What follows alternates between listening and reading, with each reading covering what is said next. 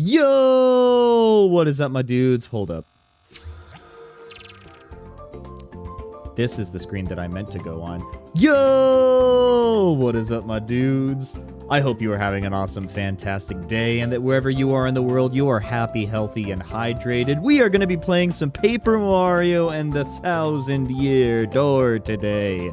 We are going to be finishing up Chapter 5, kind of jumping into Chapter 6. I know that, like, today, unfortunately, like, a lot of the game, from what I am able to pick up on through the chapters that we have seen so far, today's just going to be kind of like a dialogue-heavy day. I really wanted to focus more on gameplay. Of course, we might be able to do a side quest every now and then, but that is probably what the plan is going to be for today. I also forgot to completely adjust today's docket, so oh my gosh. It's just one of those days. You're going to have to forgive me. Yeah, today's docket is not actually The Legend of Zelda. It's not actually Super Mario Party. It is going to be Paper Mario the 1,000-Year Door, and we're going to do Chapter 6, or at least we're going to begin Chapter 6. But before I end up kicking things off, I want to catch up with chat. Welcome on in, Twilight Mom. I hope that you are happy, healthy, and hydrated, and a very solid jumbo to you, too. What language is that? I feel like I should know. I don't. I hope that it is Jumbo. It might be Hombo. I do not know. Welcome on in, Titan. I'm glad that you are here as well. I hope that you are happy, healthy, and hydrated. I am doing okay. And it looks like we might be doing an ad break. I don't know if you are able to hear that. Yeah, I don't know. Today was a little bit weird. Yesterday was absolutely phenomenal. I don't think that I ended up posting about it in the Discord, but I ended up like posting it in some other Discords. I will probably post pictures in my Discord, but I ended up making some Italian food yesterday. One of my New Year's resolutions that I have actually stuck with this entire time is I have this Italian cookbook that basically I'm able to do a different seasonal recipe that uses ingredients that are fresh for each given month. So there is a recipe for January based off of the vegetables and the fruits that are in season that month. Then there's February, March, April, May. And I have done that for every month of the year so far, which has been awesome. So yesterday I was able to make some delicious Italian food. I ended up making a farro salad that was so good. Oh my gosh, I love farro salad. And then I also made a lumberjack penne pasta with some mushrooms and some pork. It was supposed to be pork sausage, but I ended up not reading the recipe correctly. Okay, ads are over. All right. Thank you for letting me know. So yeah, the Italian food that I ended up making yesterday was so good. Yeah, but okay, the farro salad, like, Twilight Mom, I know that you have made farro salad before. I don't know if you have made the farro salad in the October month of the cookbook that at least I have, and I don't know if you would enjoy it because half of the vegetables are pickled, and I know that you are not a pickle enjoyer. Basically, like, it's farro and fresh vegetables, but it's also, like, the jar of vegetables giardiniera, which is just, like, cauliflower and carrots and celery, and a single peppercini that I ended up mincing and throwing in there, and then also artichoke hearts. And I'm not normally an artichoke heart fan, but I ended up throwing those in, and the salad was so phenomenal. But to answer your question, Titan, if I'm being 100% honest, like, today has been kind of off for me. Yesterday was phenomenal. Today, I don't know. I just haven't been in the best mind space. Part of it was, like, I didn't really do much in terms of direct instruction and working a lot one-on-one with the students, which is when I'm really in my element in my classroom. Today was like okay, we're going to use this day to work on our projects that are due on Friday. And so it was mostly the kids kind of doing their own thing, and I was left alone with my thoughts while I was filling out paperwork for observations later on in the semester. And the paperwork was asking me, hey, what can you do better in your job? And I'm like, I don't know.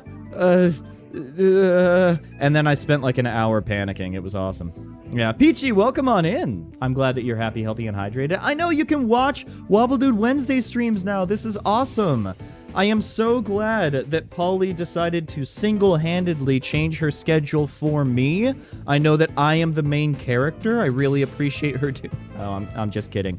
I have been really trying to tune into her streams because I was one of the ones who voted for her changing her schedule to Tuesday and Thursday. And I think that, like, for the most part, I can make it. I'm shifting my schedule. And it's a change in routine, and I'm doing my best there. You make one that is similar to the one you ate at Agriturismo. Okay, nice. Frozen? Okay, I hope that I am no longer frozen. Your birthday is on Saturday? Oh my gosh, Titan, what are you doing to celebrate? Are you, like, doing a restaurant? Are you gonna, like, chill at home? Are you gonna hang out with friends? Like, what's the plan? Give me the deets. I hope that you end up having some sort of cake, even if it's just getting, like, a cupcake from one of those cupcake places. You gotta do it. Yeah, happy early birthday. Welcome on in, lesbian aunt. I hope that you are happy, healthy, and hydrated. Peachy, you are very hydrated. And you have Trader Joe's pineapple juice? Let's go. I love pineapple juice. It's so good. Well, hey, look, Titan, if you don't have any plans, now is the time to, like, if you want to make plans, you can. Or if, frankly, you just want to go with the flow, go with the flow, man. Absolutely. Birthday mentioned. Yes. How are you doing, little Octo? Welcome on in. I hope that you are happy, healthy, and hydrated as well. Your mom's birthday and our most important religious holiday is on Sunday. Wait a minute. Wait a minute. What religious holiday is this Sunday? Don't tell me. Religious holiday this Sunday. I have to know, but don't tell me.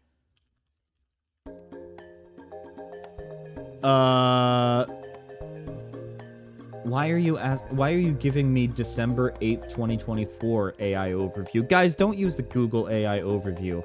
Okay, now I have to know. Wait, religious observations. I have to look this up. Okay, so this Sunday is going to be... well, I mean, I've got, like... Starting today and going through Friday is Shemini Atzeret. Oh, Slava, it's your family's deity. Oh, that's cool. Oh, that is cool. That's awesome. Well, so I am not that familiar. Is that, which religion is that? I have a guess, but I don't want to be incorrect. Like, I don't want to just throw the first religion, the first polytheistic religion that I think out there and be wrong. Okay, Serbian Orthodox. Okay. Serbian Orthodox. Okay. Wow. I'm realizing now that, like, I know quite a bit about lots of different religions, but Serbian Orthodox is frankly something that I know basically nothing about. So, yeah, that is interesting. Are you doing anything, like, are there any customs that you end up doing to celebrate that holiday? I'm very curious. Anyways, while you end up typing that, if you are, then I'm going to go ahead and hop over into Paper Mario: The Thousand Year Door. We're going to get the show on the road. Yo, what is up to the gamers? We are going to be jumping right in exactly where we left off.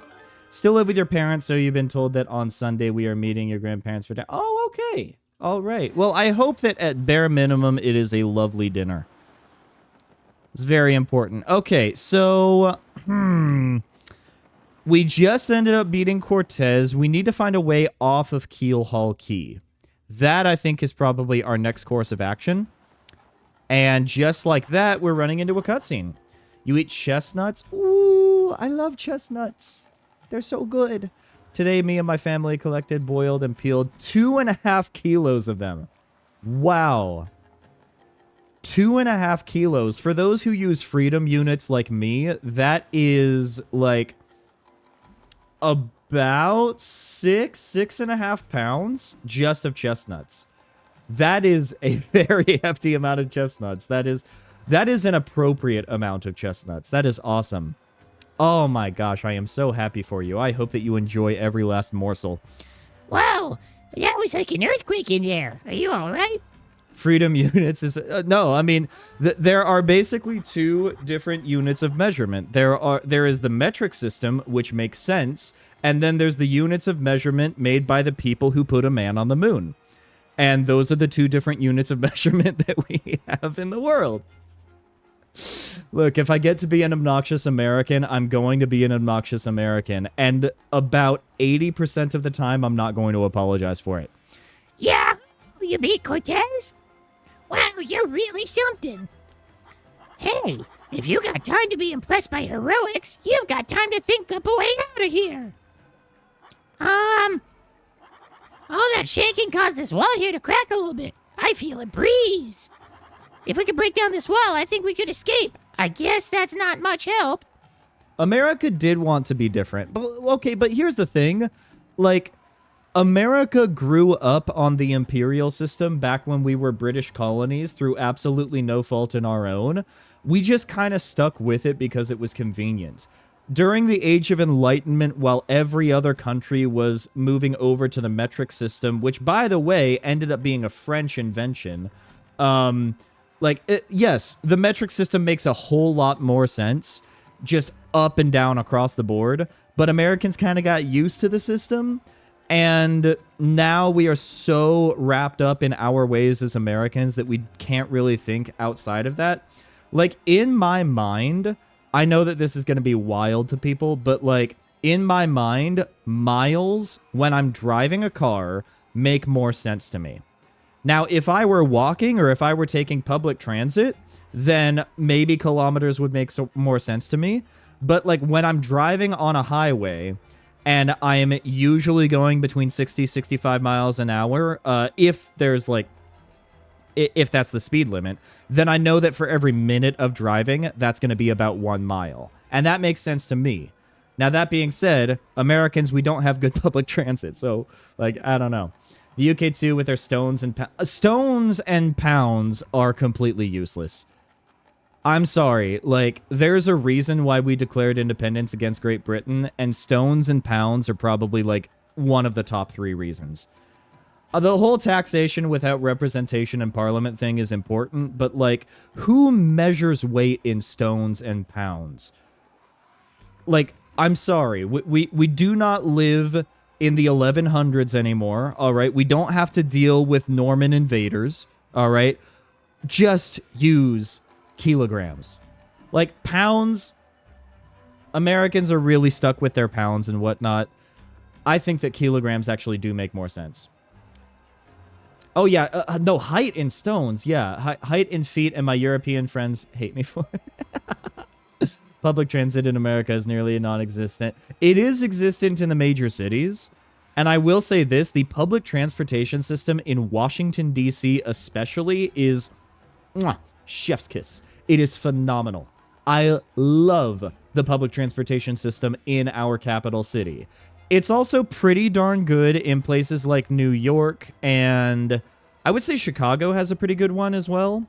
Boston is confusing, but when you start getting used to it, Boston kind of makes sense.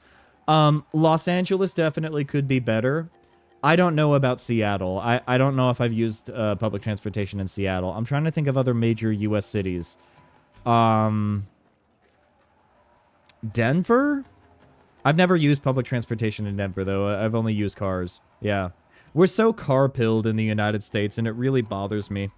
I really want to have, like, good subway systems and good train systems that are connecting all the major cities, but, like, because America as a country is so vast, and by comparison, it is also so empty, it's really difficult to get, like, a transcontinental, like, railroad that connects all the different major cities and where people would want to go. So your major options in the US are flying or driving.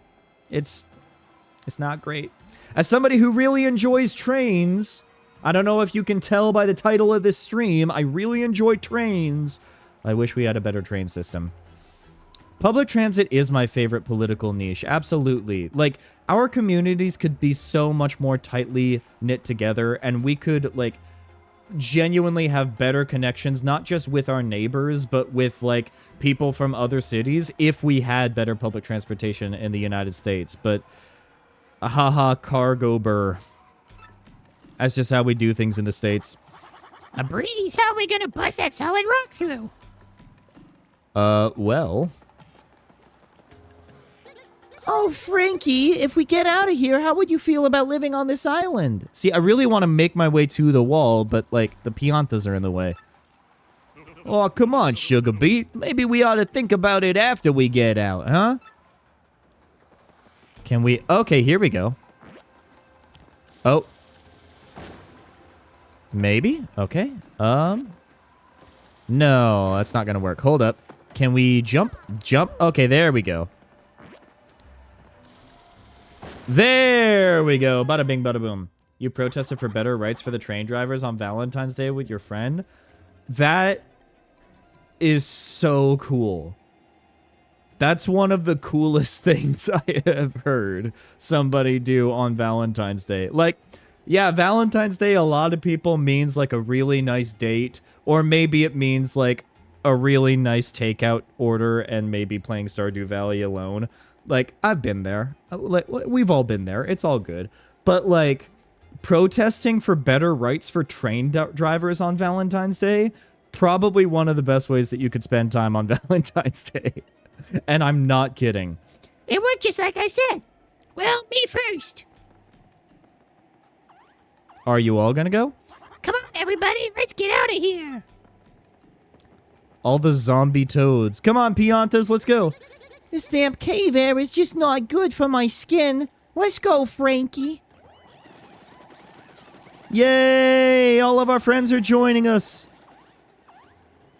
And then there's Jimbo in the back. You saved our lives, man. I'll never forget you, but I need to leave now. Let's head on out of here. Let's go. Despite our different thoughts on Clinton Stardew. Yeah, no. Well, okay, here's the thing. I did see it. I didn't exactly know how to respond to it, though. Because, like, lots of people dislike Lewis. I actually don't think that Lewis is that bad. Personally. Like, yeah, he keeps secrets from the town. Yes, he's basically having an affair with Marnie and everything and tries to keep that a secret. Maybe I need to advance further into the story to understand the Lewis hate, but, like, the way that I see it, like, he's just a small town guy. Like, I personally do not see what the issue is. But, like, yeah, we may disagree on Clint, and that's totally fine. I think that my favorite character, though, in Stardew Valley... I really wish that Emily had more of a character because I love her character design. It's just her story is kind of like, eh. You know what I'm saying? Just, eh. I do think that people need to give Alex more credit. I think that if you end up romancing Alex as a male farmer, oh my gosh. Oh, that's one of the best stories right there. Harvey, interesting. The more that I talk to other people about Stardew Valley, the more I realize that other people really do enjoy Harvey. I do not. I look at his character, and the character design makes me think that he really needs to understand, like, the difference between the 3-in-1 shampoo, conditioner, body wash, and, like, having separate shampoo and conditioner. Because I look at him, and the dude is about as greasy as the bottom of a Five Guys bag. Like, after you order the large fries. And I know that people might disagree with me on that. It's just, I don't like Harvey's character design. Maybe I need to give him more of a try. Maybe I need to, you know, I'll try anything once. Give him the old college try. But, like, every time I see him, I'm like, ugh. Let me pick up my prescription and get out of here, man. But, like, tell me, like, sell Harvey to me. Why? What am I missing with Harvey? I would like to be enlightened. I would like to know. What is it about Harvey that captures your attention? He has the most realistic storyline. Okay, so what I'm hearing is I need to give him a go just to see what the storyline is like. Okay. All right. I'll give it a go. I'll give it a go. I'll probably jump back into Stardew Valley once I finish with Persona 4 Golden. Right now, I'm in the 4th dungeon in Persona 4 Golden, and I'm so Persona pilled right now. I'm just, like, thinking about how to, like, maximize the things that I get out of combat. I'm trying to figure out the best ways that I can spend my in-game calendar, and just, like, Persona has a way of getting its hooks in me that I'm like, I need to finish this game. But once I do that, I'll get back into Stardew. I'll see what the buzz is all about with Harvey. I don't know what to do stranded in that cave, but the whole thing was rather exciting. What about this guy? I'm just glad my little dame is safe and sound. Okay. Oh, here we go, Flavio. Hello, Mario. Welcome back to you, my stalwart captain. So, have you found the treasure? How is our little expedition faring? What? What? The spirit of Cortez was guarding the treasure. And you beat him, but you left all the treasure there? See, I do really like Maru. Willy is definitely a vibe. Alex has a really good story if you pursue him as a male farmer. Shane, I have heard, is really, really good, but I haven't given Shane the time of day either. Like, when I compare my experience to Stardew Valley, and, like, I compare, like, for instance, my sister. My sister has played Stardew Valley religiously. She knows, like, basically the ending of every single storyline, of every single character, has been to all of the additional islands, has maxed out her character, has, like, a 5-year farm and everything, and is probably starting a new one as we speak. I have not gotten that far in the game. I'll give Shane the chance as well. I need to give Harvey a chance, and I need to give Shane a chance. I've heard great things about Shane. But I hope that you can understand what I mean when I say that Shane's early game really kind of just rubs me the wrong way a little bit. And, like, there are a lot of players that probably, like, don't even want to listen to him just because he comes off as rude in the early game. And that was definitely the case for me. But again, I'll give him a chance. What were you thinking? Were you trying to be nice?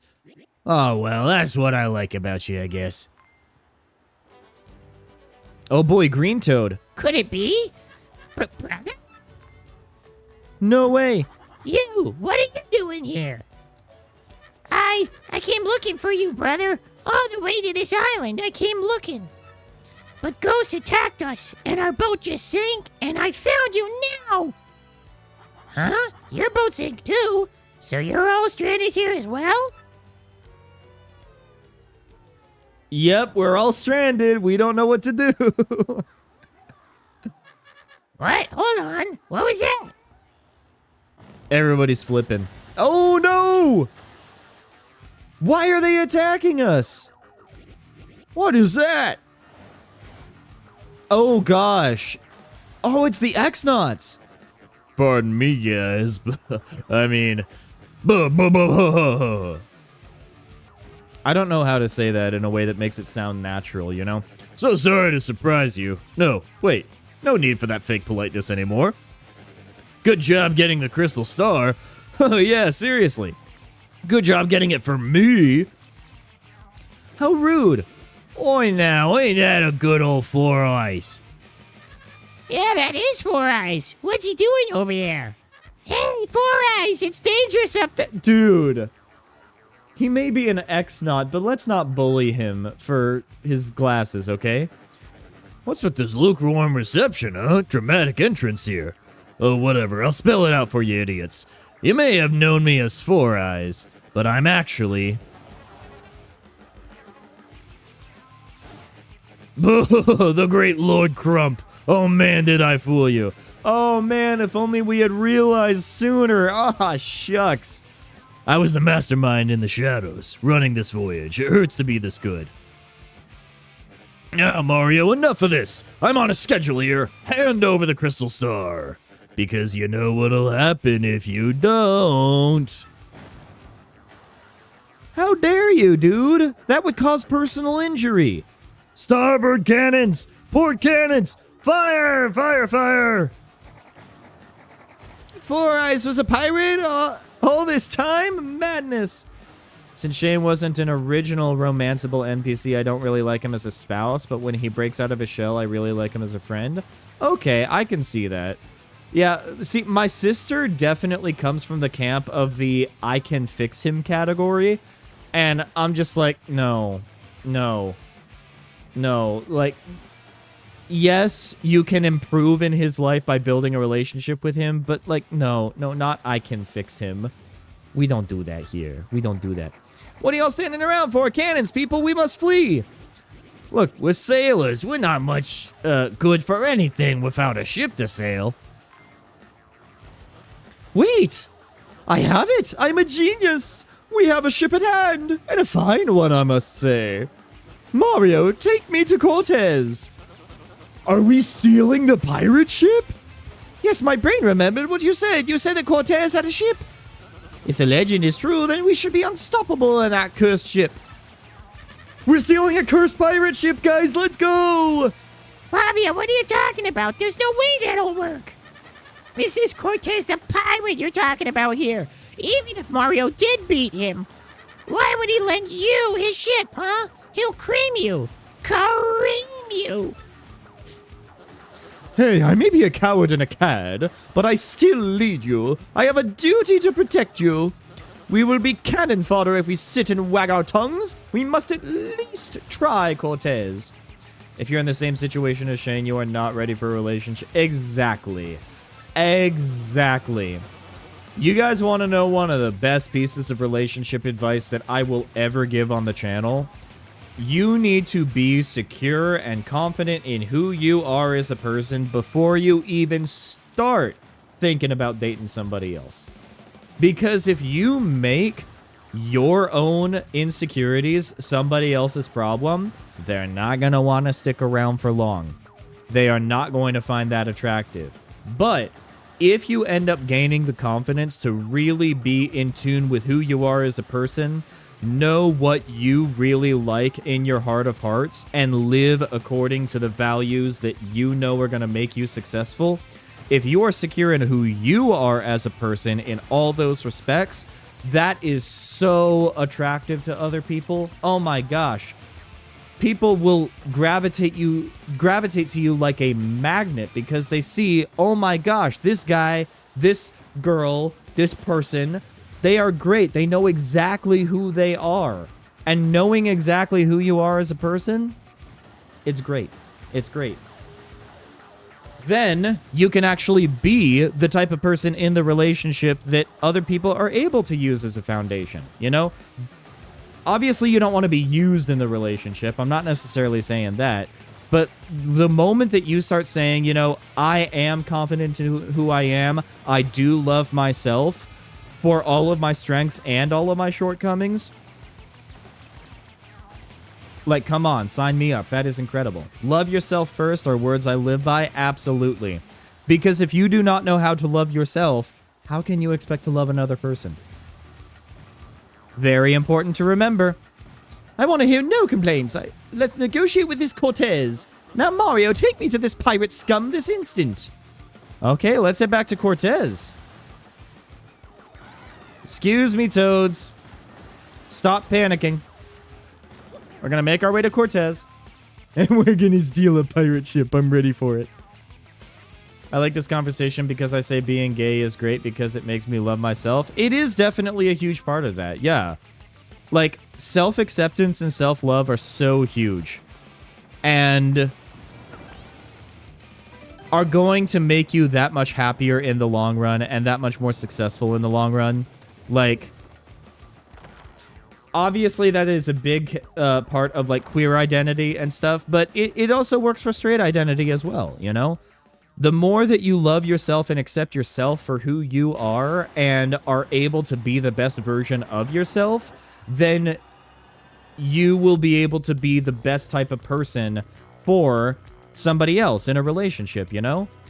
A good relationship is not one in which you are trying to look for your other half, but instead you have two people that are completely whole on their own, and they just happen to complement each other very well.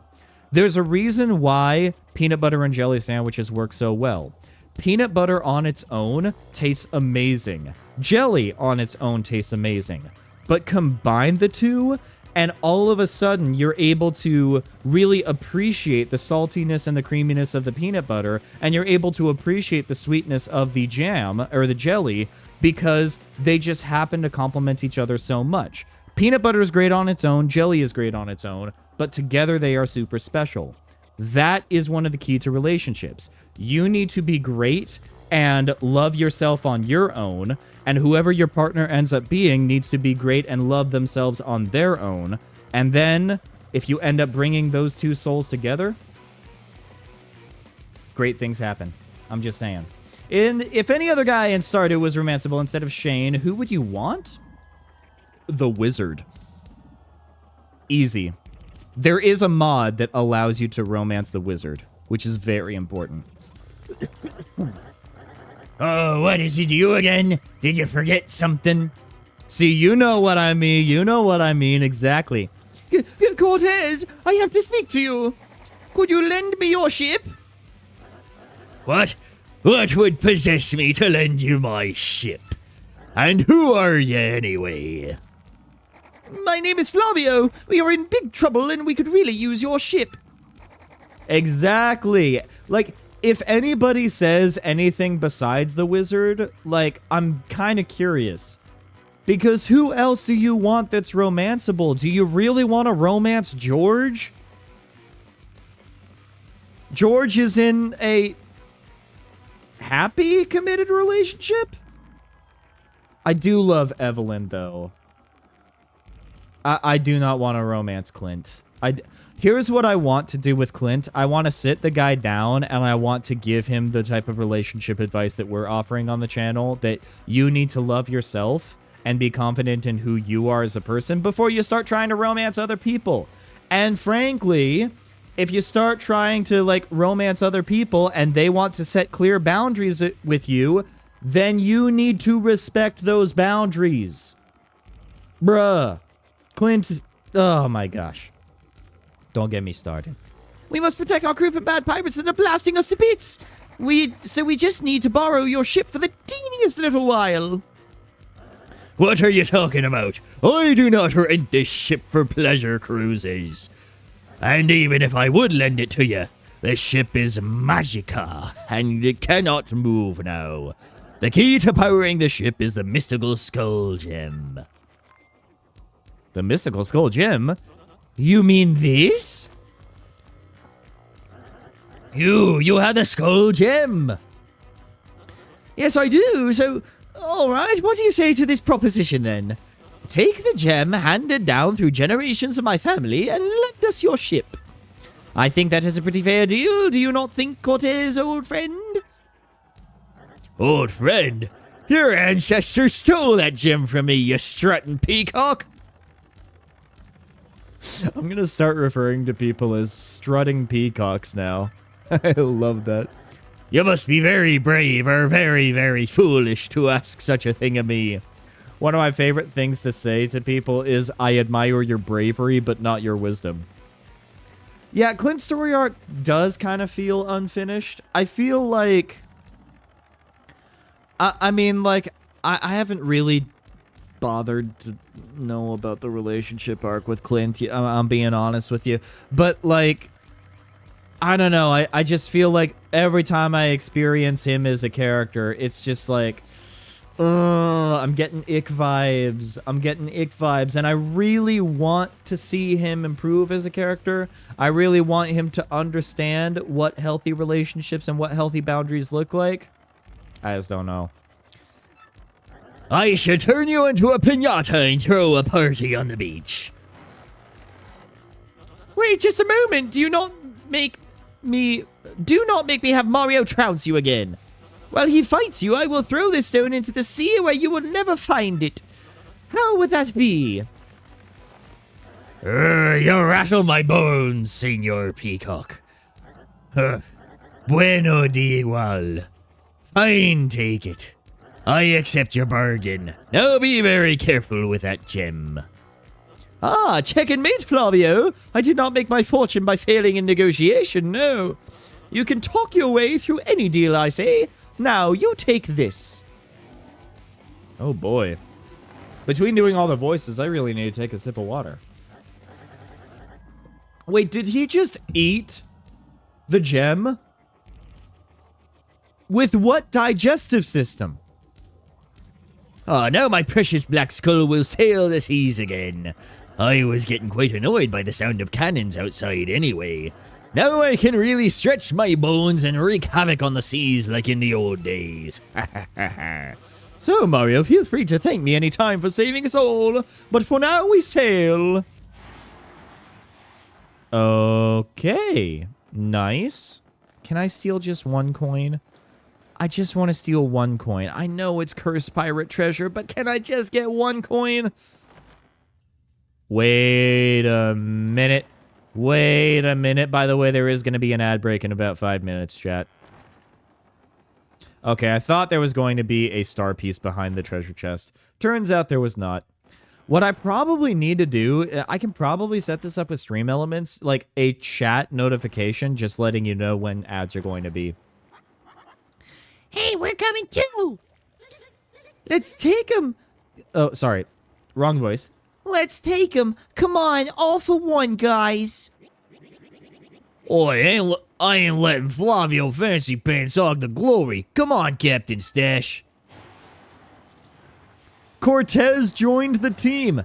It's been a millennium since I gazed out upon the sea. Come to the open waters.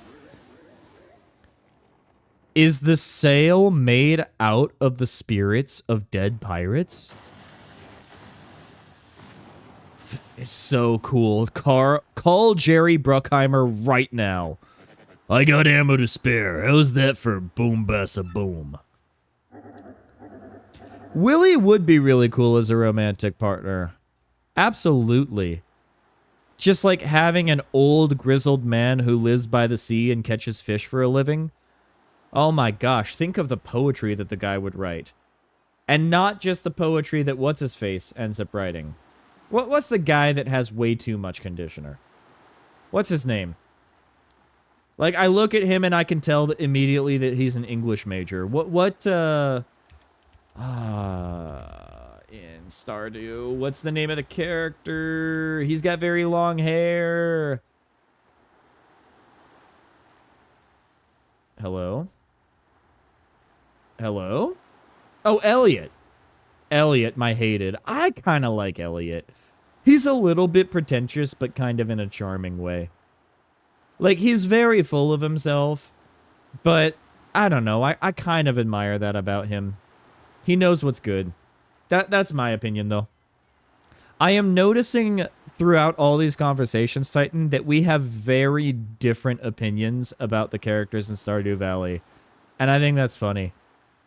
That kind of goes to show that, like, I actually think that the characters, for the most part, I would say that they're actually pretty well written. In that, like, people are going to have different opinions about the different characters, and even in the parts where you see a gap in their storyline, there's just enough of a seed of an idea that's planted in the player's mind that allows everybody to kind of fill in those gaps. I get it. Like, to each their own. I can understand why you would not like him being pretentious. I like a little bit of pretentiousness because it comes off as, like, snarky. To me, it's a little bit charming.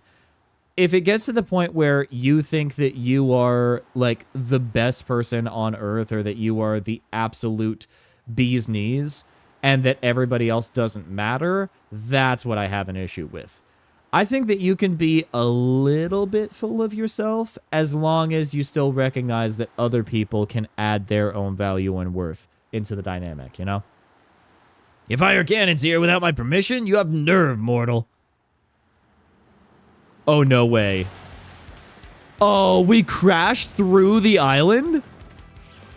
What the? What the Sigma? I kind of... yeah, I also kind of find overconfidence charming. I'm not going to lie.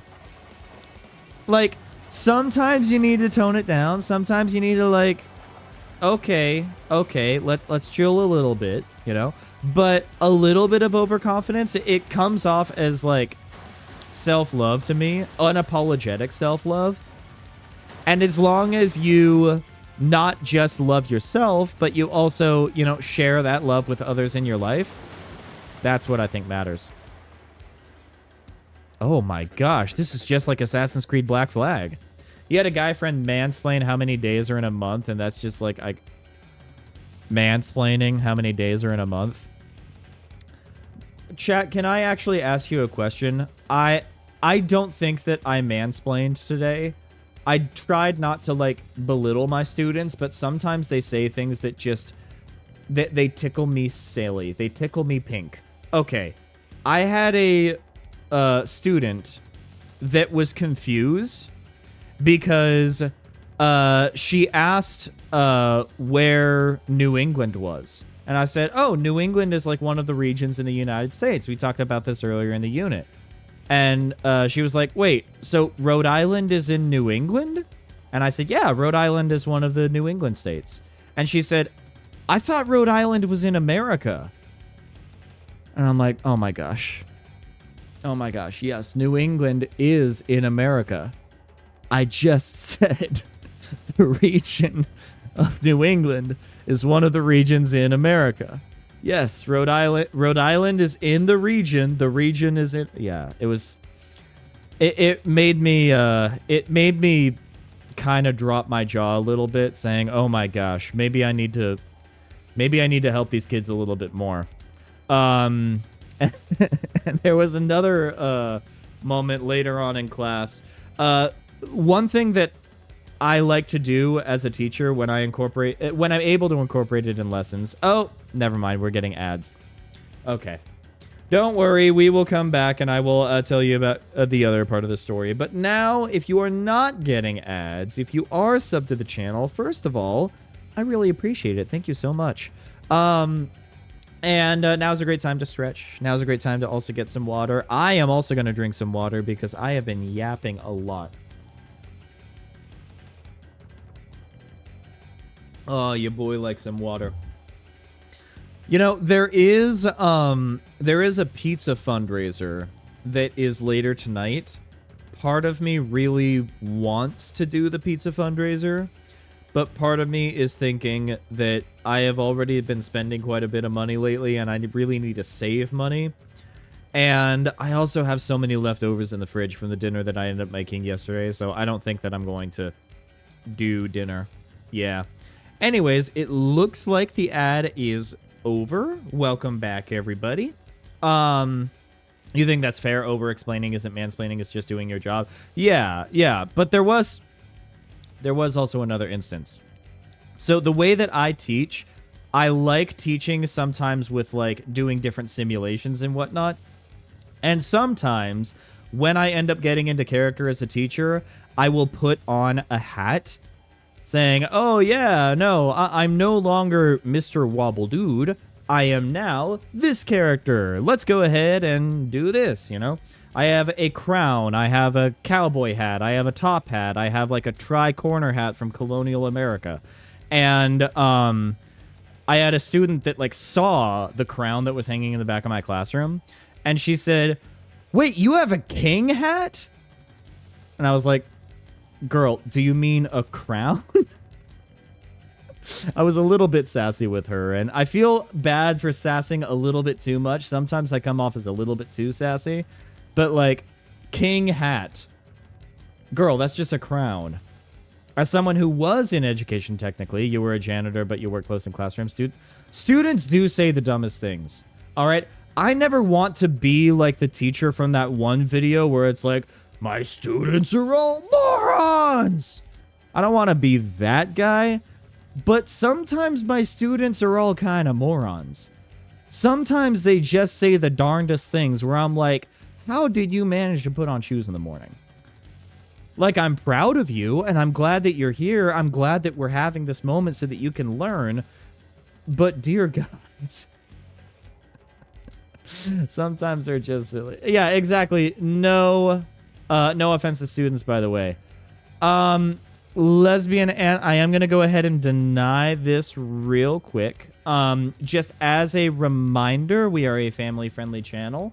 Your message did include one word. It's not like a super bad word, but it is a word that I don't really want to see in chat. So if there's a way that you could rephrase it to not include that particular word, I'd be happy to check it out.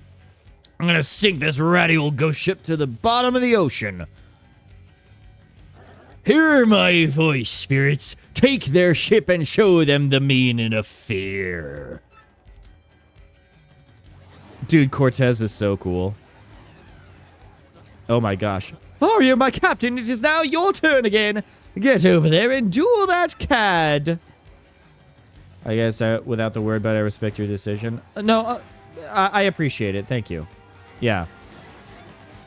It's, and I think that maybe part of it is also, like, I am assuming that English is not your first language. So there's also a chance that you did not know that, like, in certain circles that is, like, considered, like, in some circles that's a swear word, in some circles they're not really going to care.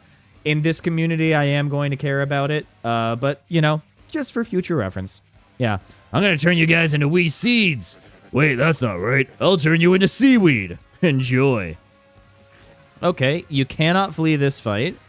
Okay, I'm thinking we start with a Quake Hammer? No, Super Hammer.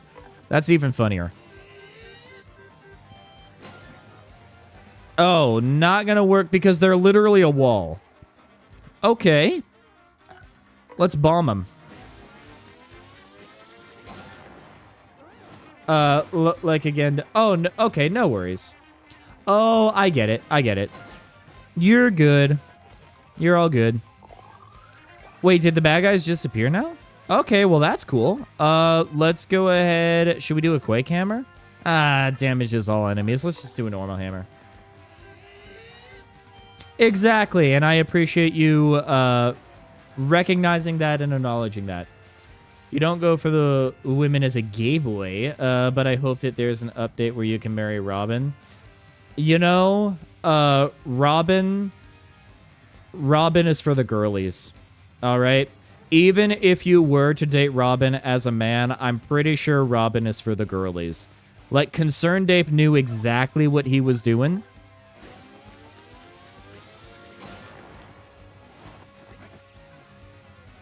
Oh, hold up. Like a crafty girl who does carpentry and still is incredibly, like, beautiful and has a charming personality. Of course, Robin is for the girlies.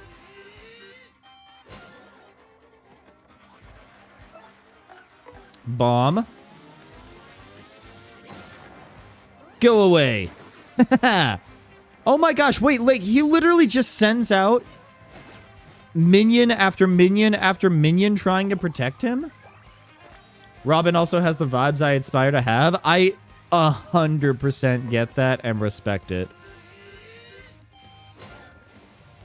I think that in another life, I definitely was very Robin-like. I really do like woodworking. I just never have the opportunity to do it because I don't really have the tools to do it. I don't know if they still do this, but this is definitely a thing in the States. I don't know if it's a thing in other countries, but we have a store in the United States called Home Depot. And first of all, I gotta say this, Home Depot has the best theme song out of all time. Don't question it. I love the Home Depot theme song. But, like, back in the late 90s and early 2000s, they had this thing at Home Depot. I think it was, like, every Saturday or every Sunday, where kids could go to Home Depot, parents would pay a very small fee, and then the kids would be able to practice a lot of basic carpentry skills, like applying wood glue and hammering nails and stuff, and, like, measuring and making sure that the wood is properly aligned. And through that, you were able to build basic things like a toolbox and, like, a birdhouse and whatnot. I don't know if they still do that, but I loved doing that as a kid. And then later on, when I was in Boy Scouts, I really enjoyed, like, whittling wood with, like, pocket knives and whatnot. I did really enjoy making things with wood. It's one of my favorite things. I love it. I just never have the tools nowadays to do it. Because, like, if you're gonna do it nowadays, and especially with much bigger projects, like potentially building furniture, then you kind of need to have a workbench. You need to have, like, a full-blown garage or workshop in order to do it. On that topic, do you have woodworking as a class in school? At the school where I am at, we do have a shop class where kids can learn the basics of woodworking. I did not have it in the school that I grew up in, but I have it at the school where I'm currently working at. It's mandatory in Sweden? Oh my gosh. Like, I think that it should be mandatory in the States. But the way that it works in the States is each individual state in the US has its own educational standards.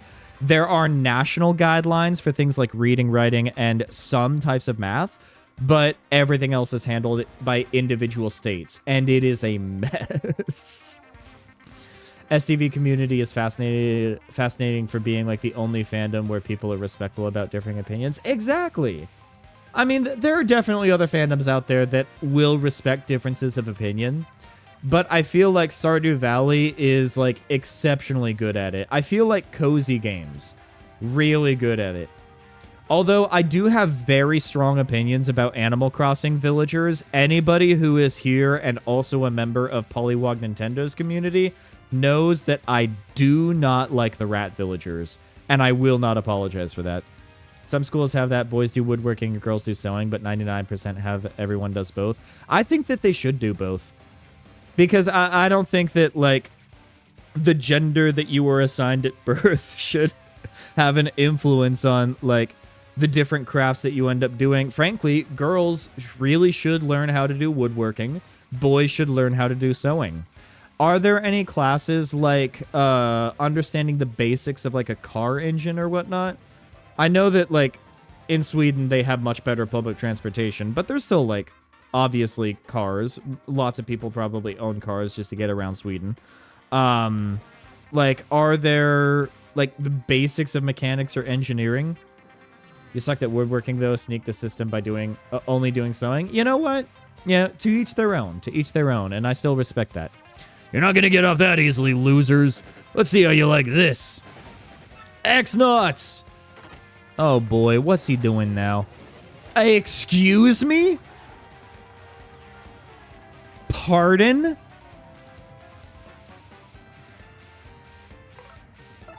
Pardon? Can I throw bombs up there? I don't know if I can throw bombs up there. Yeah, I can't throw bombs up there. In fact, I think that Mario is going to not... Oh my... Why would you drop forks? That's awful. Okay. Okay, so here's what we're going to do. You made tiny cars in science, if that's what you're asking about, but... Okay. Like tiny, like remote control cars? Okay. Because I know that there are some schools where, like, you can literally have it as a class where students will disassemble a car engine or disassemble a car and then reassemble that car after fixing everything up. Tour guide told us the school children are taught to knit. Yeah. Icelanders are almost all at least trilingual and put us to shame. I know, like, Americans speak English and then, like, maybe they know the basics of a second language and not really much else. And especially if you're in, like, the heartland of America, if you're in, like, what is unfairly called flyover country, like, if you're in the Kansas and Nebraskas of the world, then chances are you only speak English. Yeah. I wish I spoke more languages. What about Sweet Feast? Restores Mario's and his partner's HP and FP, cures poison. Let's just do Earth Tremor. Let's do Earth Tremor. Let's do it. I gotta pay attention, chat. You're gonna have to forgive me for going non-verbal at the function. But if I don't get all of these, I'm gonna be disappointed in myself. Boom.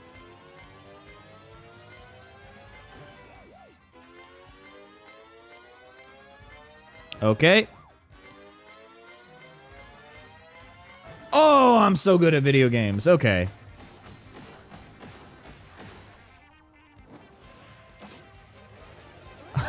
Take that, you gooby woobies. Let's go. As someone, wait, you speak 5 languages? You only use English, so it's not really worth it? I mean, yeah.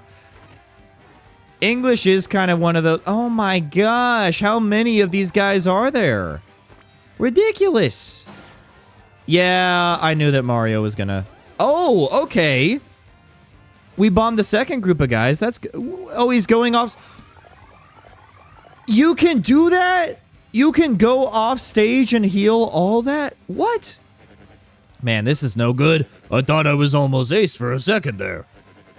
But you haven't finished me off yet, you sea urchins. I'm down, but no way out. I bombed him again.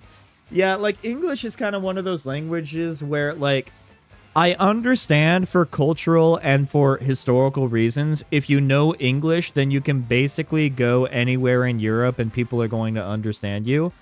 But, you know, anytime that I end up visiting, I want to make sure that I still learn the basics of a language. Like, yeah. All right, let's do...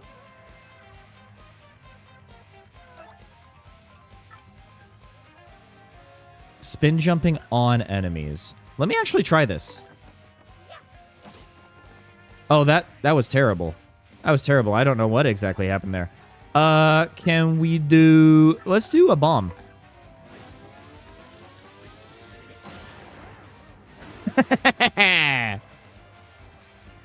Oh, you did your full education in English. So, like, all of your teachers and everybody spoke English? Why is there a bomb in the audience? Can we stop the bomb that's in the audience, please? Let's do Quake Hammer. Oh, Quake Hammer didn't actually do anything. You have not spoken Swedish in Sweden once? Oh my gosh. Is it weird that I'm a little bit sad at that? Maybe it's a little bit weird that I'm sad at that, but, like, I don't know. Mainly because other people assume I can't speak Swedish. Wait, really? Oh my gosh.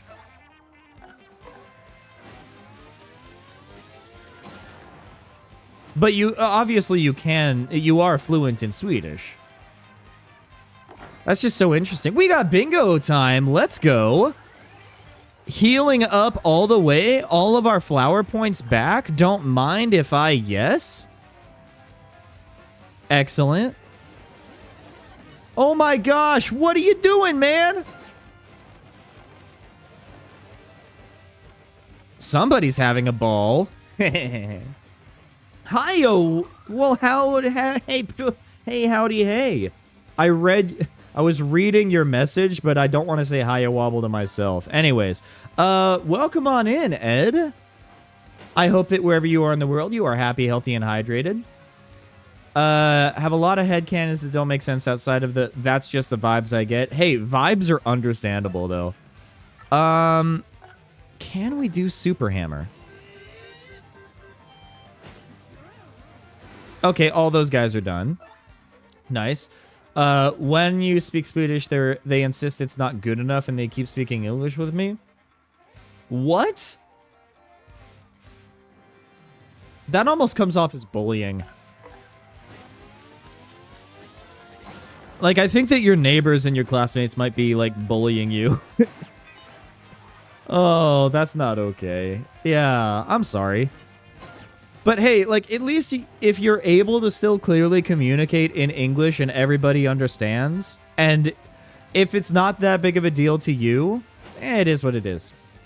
But one thing that, like, was really frustrating, not last summer, but 2 summers ago, I ended up going to France. And, like, I took AP French in high school. So I took college level French in a high school setting. And even with that, like, I ended up getting the highest score that I could on the exam. And, like, in preparation for the trip to France, I ended up like reteaching myself French through Duolingo. And yeah, I probably wasn't the most fluent, but I was certainly more fluent than the vast majority of Americans. And so when I ended up going to France, I did my best to communicate in French. And when people saw that I struggled even a little bit, they just started communicating in English to me. And it was like, you know what?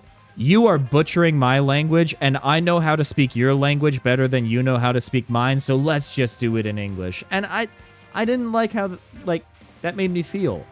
Like, I'm trying to respect your culture. I'm trying to, you know, make it easier for you, you know? I'm glad that you're better than ever, Ed. Just playing some Sonic Unleashed. How is the game treating you? I still have not played Sonic Unleashed. You work in customer service and that becomes frustrating because people like to guess where I'm from? What?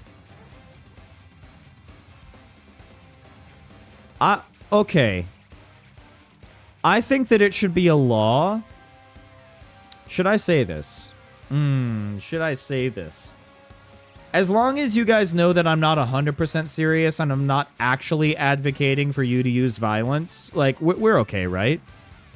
I think that customer service employees should have the right to, like, slap one customer. Just one customer per day.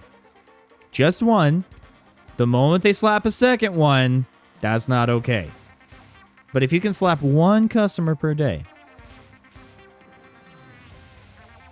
I'm looking forward to playing Sonic. Sonic Cross Shadows Generations. It looks like a good game. I have not pre-ordered it necessarily because I have way too many video games that I still have not finished.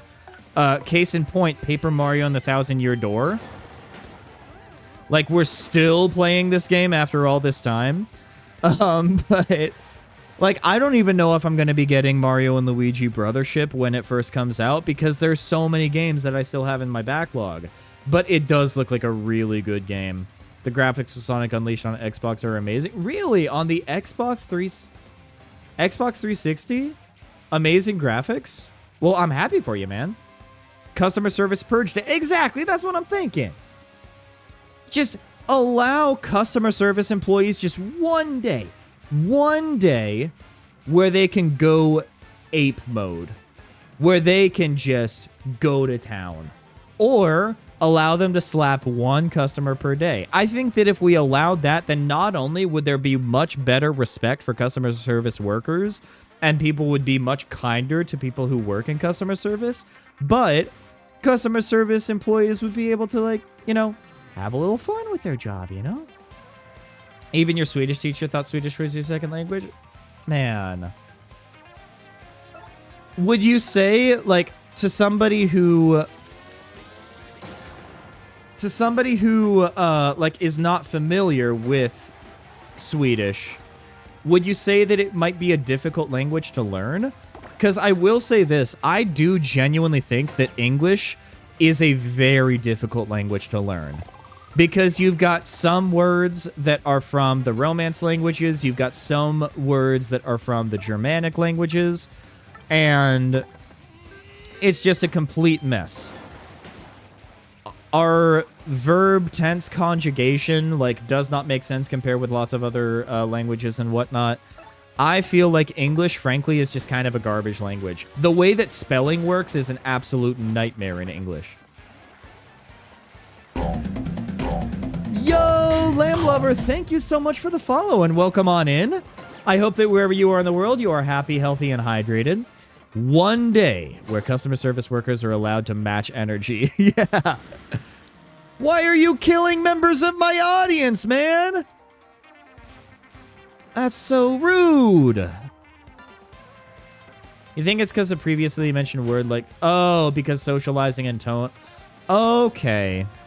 Maybe that's it. Okay. Yeah. And like, I'm also, I want to be clear, I'm not meaning to, like, call you out or anything. Like, I really appreciate being able to learn from you. Because I don't really know that much about, like, the Swedish language. Or, frankly, I don't know that much about Swedish culture. I know a little bit about Swedish culture, but, like, not as much as I know about other European cultures. That's just like one area that I'm just kind of ignorant in. It is good to stay happy, healthy, and stronger. Yes.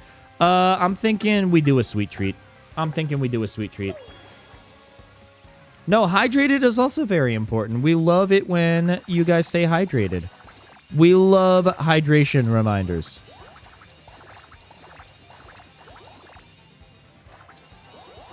I don't want any green mushrooms. Oh, dang it.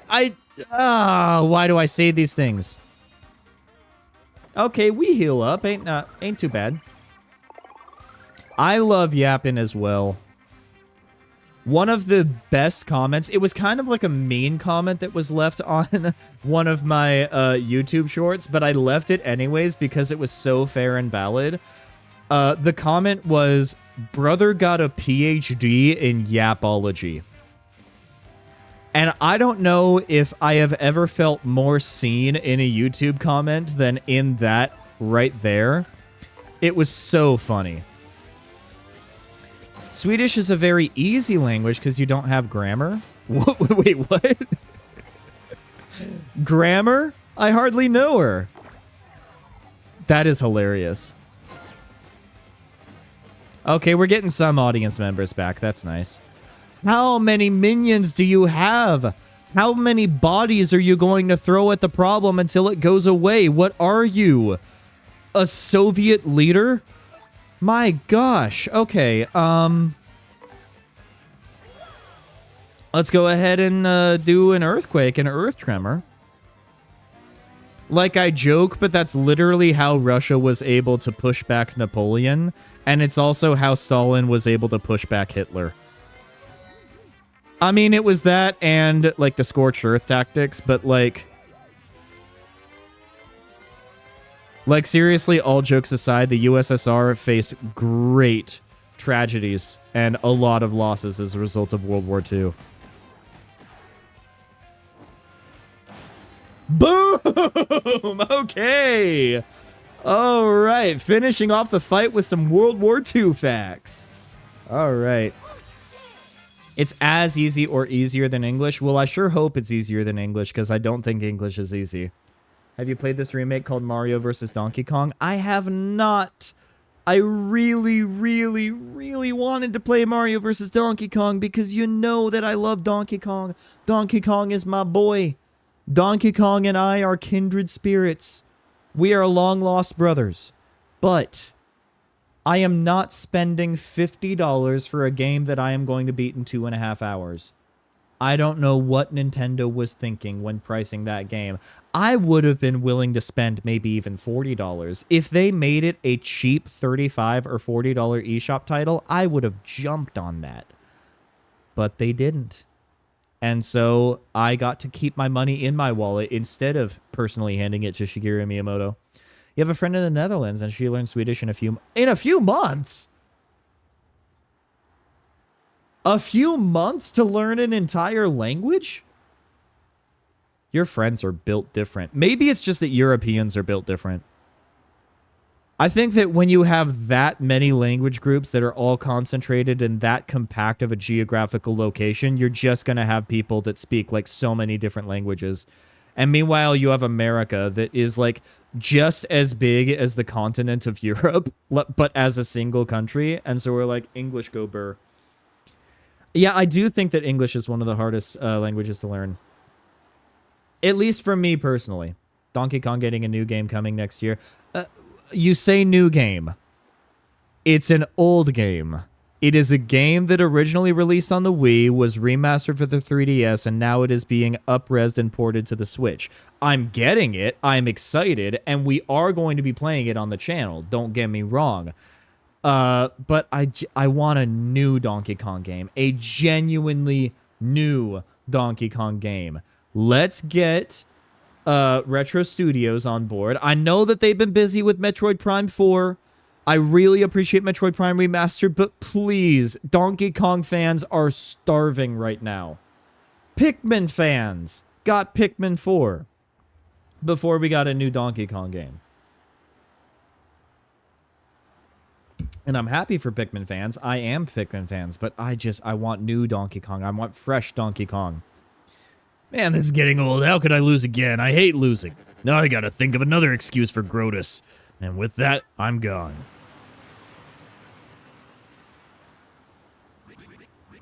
We done it, old boy. I should say he won't be too keen on seeing us again, eh?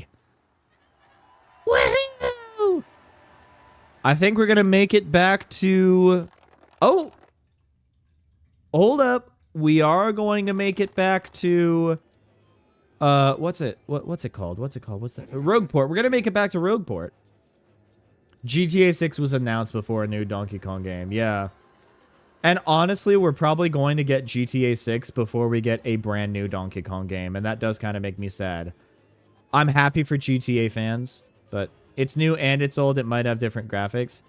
Yeah, like, here's the thing. If they end up adding bonus content, or like, I don't think that you even need to update the controls. So if they end up adding maybe some bonus levels here and there, that'd be great.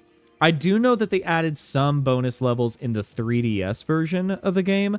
And so since they're bringing those new levels into the Switch port, that's great. That's awesome. But it's still $60 for a game that released how long ago? DKC Returns. It released in 2010. So we're talking about a 14, almost 15-year-old game by the time that it actually gets released. $60. I don't, like, I'm still gonna buy it. I'm still going to enjoy it, but Nintendo, come on, man. Come on. You blew it again, Lord Crump. You sicken me. A second Legends game was announced before New DK. I know, and I'm so excited for the Legends game. Look, I'm sorry. Seriously, we thought we had the guy cornered, but I'm so excited for the Legends game. We're gonna be playing it on the channel, don't you worry. stop talking, Lord Crump. You just stand by till my next order. And Lord Crump, think of this as your last chance. Understand? Roger that. Then you're dismissed.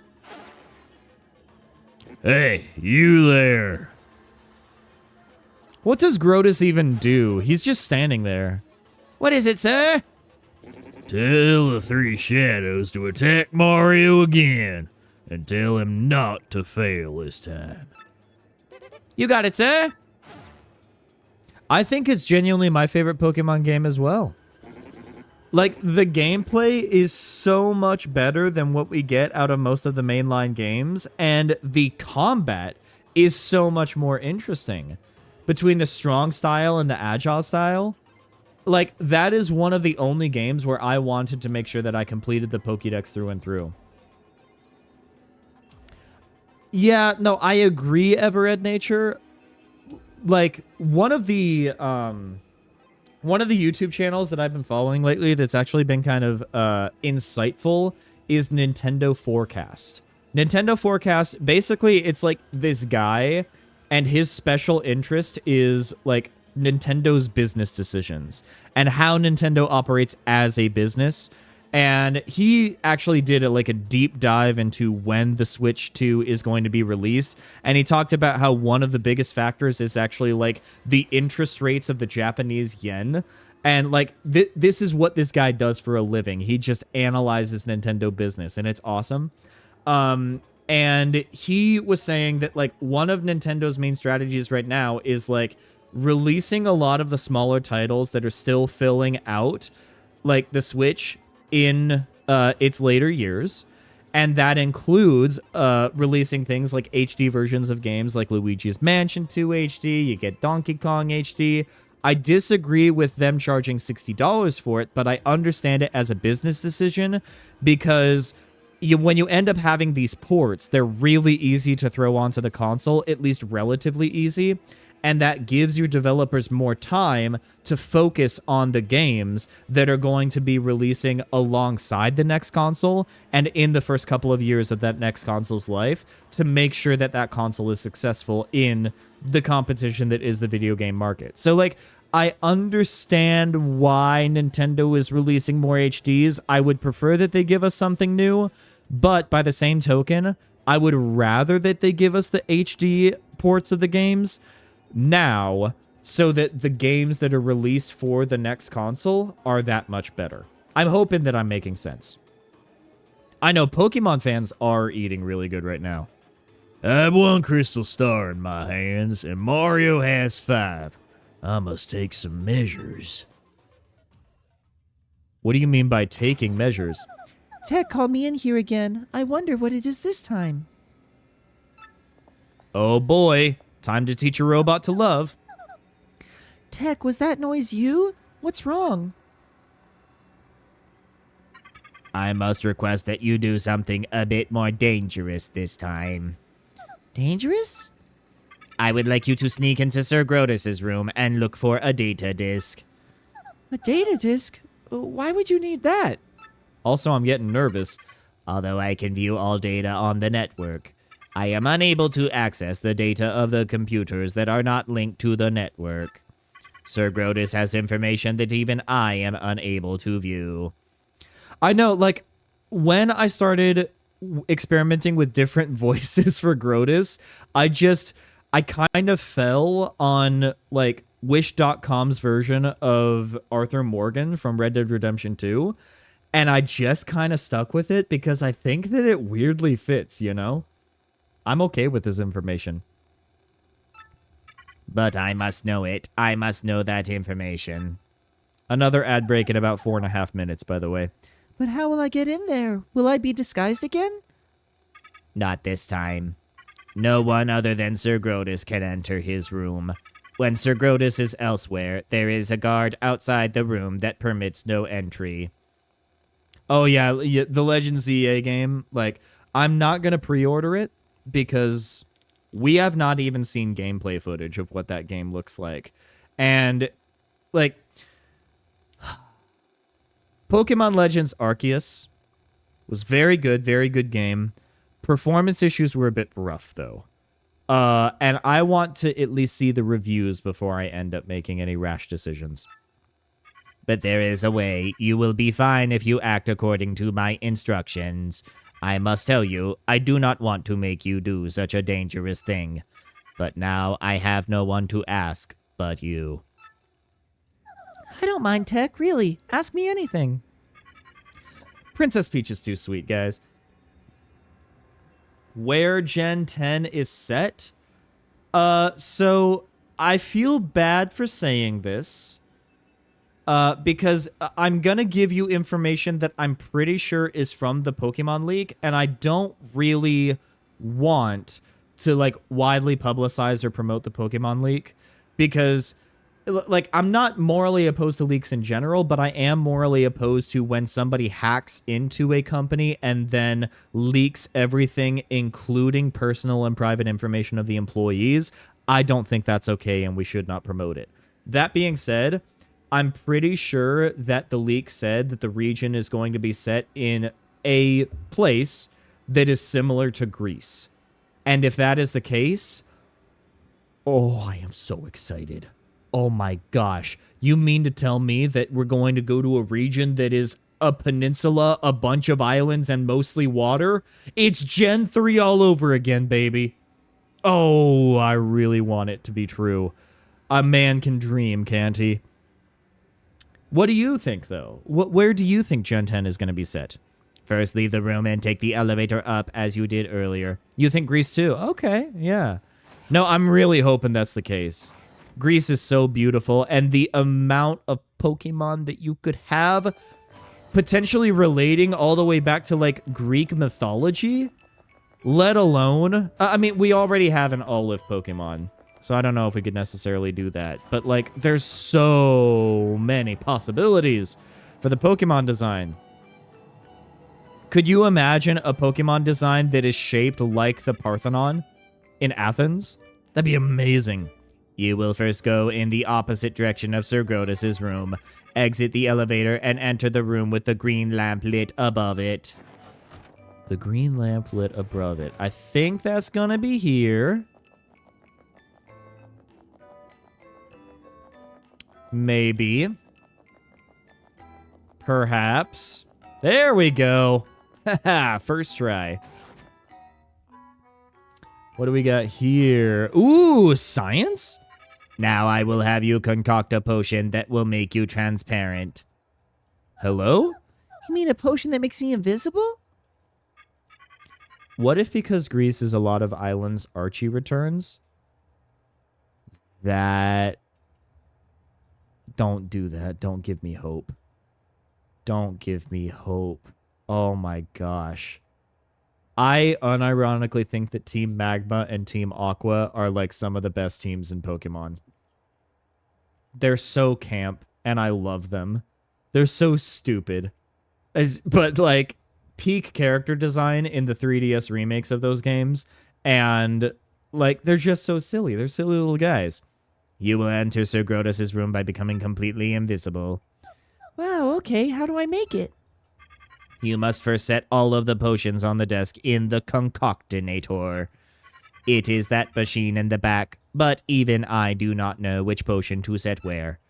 There should be memos left in this room by the X-Naught researchers. Please use them as references and set the potions in the machine. Okay, we are about to start an ad break, but that being said, we're not doing combat right now, so I think we're just going to do it. Place the blue potion next to the... Okay, blue needs to go next to red. Archie returns and he's married to Professor Birch. Please! Please! I am begging you. I am begging you, Pokemon Company. Do not place the red potion to the far right. Okay, okay. No red potion to the far right. Place 2 potions between the green potion and the red potion.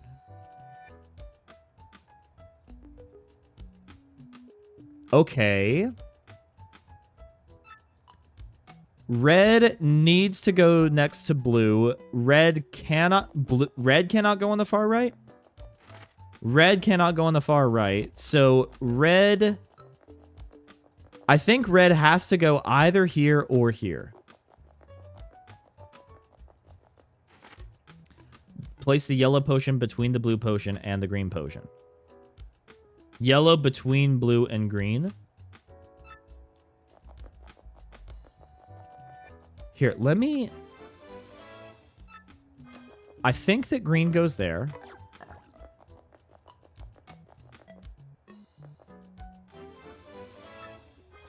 We're going to place these in this, and then we're going to double check our work. We're going to double check our work before we turn in the assignment.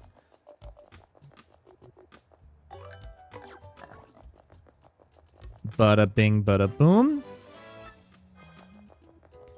Okay. Red potion.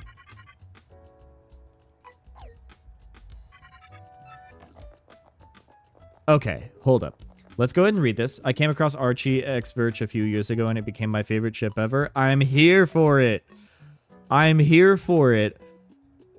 Archie just, Archie is, Team Aqua, right? Yeah, so, like, Archie, the biggest, baddest person in Team Aqua, and then the Pokemon professor that is certified to have a dad bod. Like, oh my gosh. They would be so cute together. Place the yellow potion between the blue and the green. I have done that.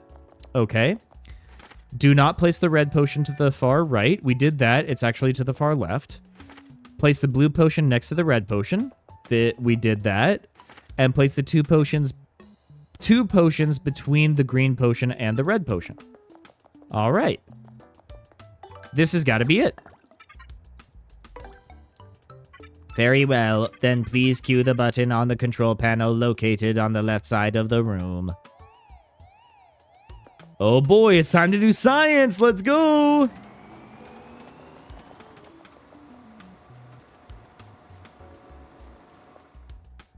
This is just like how science works. If only we had Not Any Birdie here, they would be able to confirm for us that this is how chemistry labs operate. Please press the button where the beaker stops to dispense each potion. Okay. So you actually do end up pushing the button, so it's something. Okay. So you actually do need to push them not in like left to right order, but in the order that it tells you. Okay.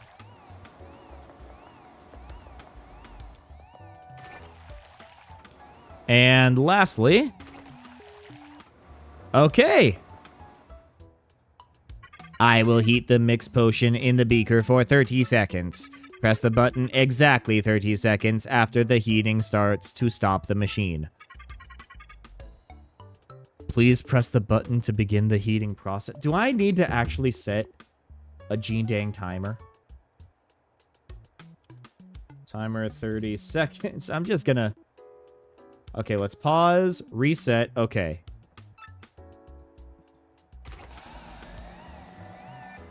Okay. It also doesn't give you a time. It gives absolutely no indication. Oh, this is not good. It's a good thing I have a timer set up in a separate tab. My gosh. What, did they think we just have watches on us? Not all of us do. 3, 2, 1, go. Okay. That should be 30 seconds. I hope that this is the correct color. This is lime green. By my calculations, it should be finished, but did it come out correctly, do you think? Yes, it did. He is the biggest glow up ever. Oh my gosh, there's only so much that you could do with pixel art, but like, they really knocked it out of the park. I know, Sun and Moon, like, I do like Sun and Moon as games, but they did my man dirty. Please drink it, all of it, if you please. Time to drink that Mountain Dew. Drink this? Is it safe? It smells really funky. Funky? Funky? It smells funky. Please, you must drink it. Okay. Bottoms up. Oh my gosh, we are invisible. You have done it. You have successfully made yourself transparent. Congratulations. However, I have detected a tactical error. The potion was not designed to make the dress invisible as well. Oh, right, of course. What? Oh, wait. I should hide my dress so it doesn't get discovered. I'm really uncomfortable. I am very uncomfortable right now. I don't like this. When you go to Sir Grotus's room, locate the disk with the recorded data, then connect to the network. I will explain in further detail when you are in Sir Grotus's room. I have only played Ultra Moon. And I have not played the regular Sun and Moon games. I've only played Ultra Moon. And so my knowledge is restricted by me only knowing the updated versions of the game and not the original game. That being said, I do at least know that the original Sun and Moon games really did a good job with her character, and that Ultra Sun and Ultra Moon really just did not do a good job. And it makes me want to go back and play like the original Gen 7 games. I know that there were some improvements that were made into Ultra Sun and Ultra Moon, but I really do want to play the original games to get the full Lusamine story. Yeah, but I have exactly heard what you were describing.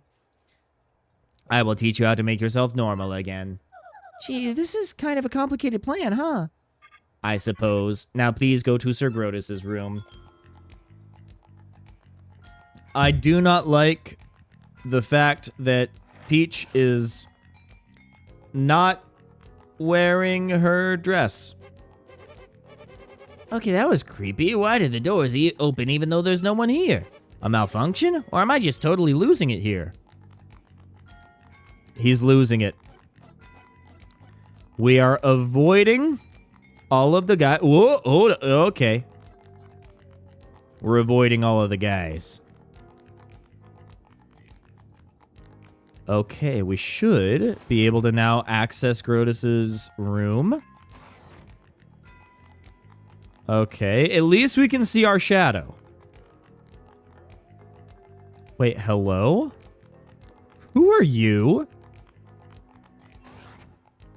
Who is that guy? Oh my gosh, look! This must be Grotus's room. Now, where is that disc? So he's underneath the ocean.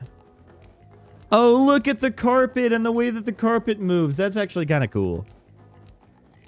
Can we check the bookshelf? Yeah, let's check the bookshelf. Found it. This must be it. Oh my gosh. Oh. Oh, this game was originally made in 2004, and you can tell. Oh my gosh. I just spawned 30 more gray hairs. Wow. Let's head on out of here. Then please insert that disk into the computer in this room and connect to the network. All right. Let's stick in the data disk. Oh, no way! We love it. I did it. Yes, it did it. I did it. It's working. Oh, that's cool. Okay. But now what? Are we just waiting for it to load? Okay, yes. Looks like it's all done. I better put the disc back where I got it. Let's stick it back. My favorite Scarlet Violet character? Don't think I can pick one because Scarlet Violet has some... It does! It really does! Oh my gosh. My favorite Scarlet Violet character? Oh my gosh. You're gonna have to forgive me. It's been a while since I have played. So I'm going to look up the list of characters because I know exactly which one is my favorite. I just need to know which character it is. I need to refresh in my memory. It's... Oh man, Atticus is such cool character design. But my favorite character is... Okay, it is Penny. I thought it was Penny. I just wanted to be sure. I know that Penny is kind of a manipulative character, but Penny is also... How do I put this? Gender? Penny is gender. And for that reason and that reason alone. Although Larry is also great. Larry is wonderful. Larry is probably one of my favorite genders as well.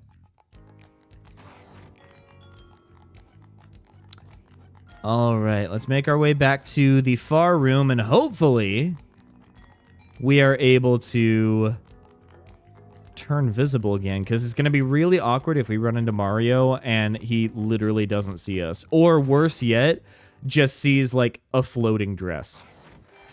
Thank you, Princess Peach. I was able to obtain the data I desired. Is that right? Well, I'm glad. Now I will teach you how to become visible again. It is quite simple, actually. Merely drink the green potion. You will revert to normal instantaneously.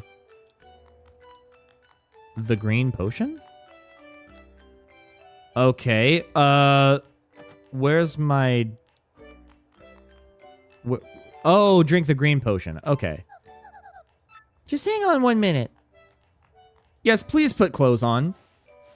Please, for the love of Shigeru Miyamoto, please put clothes on. Thank you. Okay. I even think Scarlet Violet Professors... I know, the Scarlet Violet Professors are good characters, and, like, the gym leaders are also pretty darn good characters as well. It's just great character design. Like, I know that lots of people are really annoyed by Iono, but, like, you have to admit that she's got good character design. She's like the Waluigi version of Hatsune Miku, you know? And when you look at... I mean, Gita is pretty good character design. I think that as a champion, she's unfortunately just kind of bad. I really like Arven's character. I don't like his character design, but I do like Arven's storyline. And Katie is also really good. Twilight, my brother, he's actually, like, his favorite gym leader is Katie. They are god-awful parents, though. I will give you that, yeah. Now I'm ready. Let's see here. The green potion, right? Oh, I'm so proud of you, Princess. What a relief. I was kind of worried that I might never become visible again. There was never any danger of that. Now please return to the computer room. Okay. Let's return to the computer room. So, wait, this whole time, an hour and 40 minutes in the stream, we have done combat once? I mean, I'm glad that we've sat and had some really good conversations, but man, oh man. I was hoping to get a little bit more gameplay at the very least. Say, by the way, Tech, what was that data? I am still analyzing it. The data is very heavily encrypted. But if my prediction is correct... If it's correct, what? Yeah, speaking about yapping, I know, seriously. I mean, part of that is because of where we are in the game itself. Like, we happen to be in a very story-forward part of the game. But, yeah, we've been yapping. I enjoy yapping with y'all. Probably one of my favorite pastimes, actually. No, I cannot afford any mistakes or assumptions. I will let you know when my analysis is complete. Now, please use the communicator if you wish. Okay, you'll tell me when you decipher the data, huh? Good. Then I'll use the communicator. Thanks. Sending an email to your sweet baboo girl. Let's go. Would you send it? Mario's about to get an email. We are done for now. Please go back to the room. Okay, take care, Tech. Thank you, Princess Peach. Why, you're welcome, Tech. Are we gonna get a little bit of foreshadowing or insight into the data? Princess Peach, I will protect you. Aww. Yo, it's Bowser time! It's Bowser time. I'm so ready for Bowser time. Let's go. I love King Koopa so much, especially this version of Bowser. He's so sassy. Rhyme is... Remind me the type that Rhyme has. Oh! Oh yeah, Rhyme, the ghost one. Yeah, the grandma who's also a rap artist. Honestly, that's pretty great. You know what? I really enjoyed Tulip.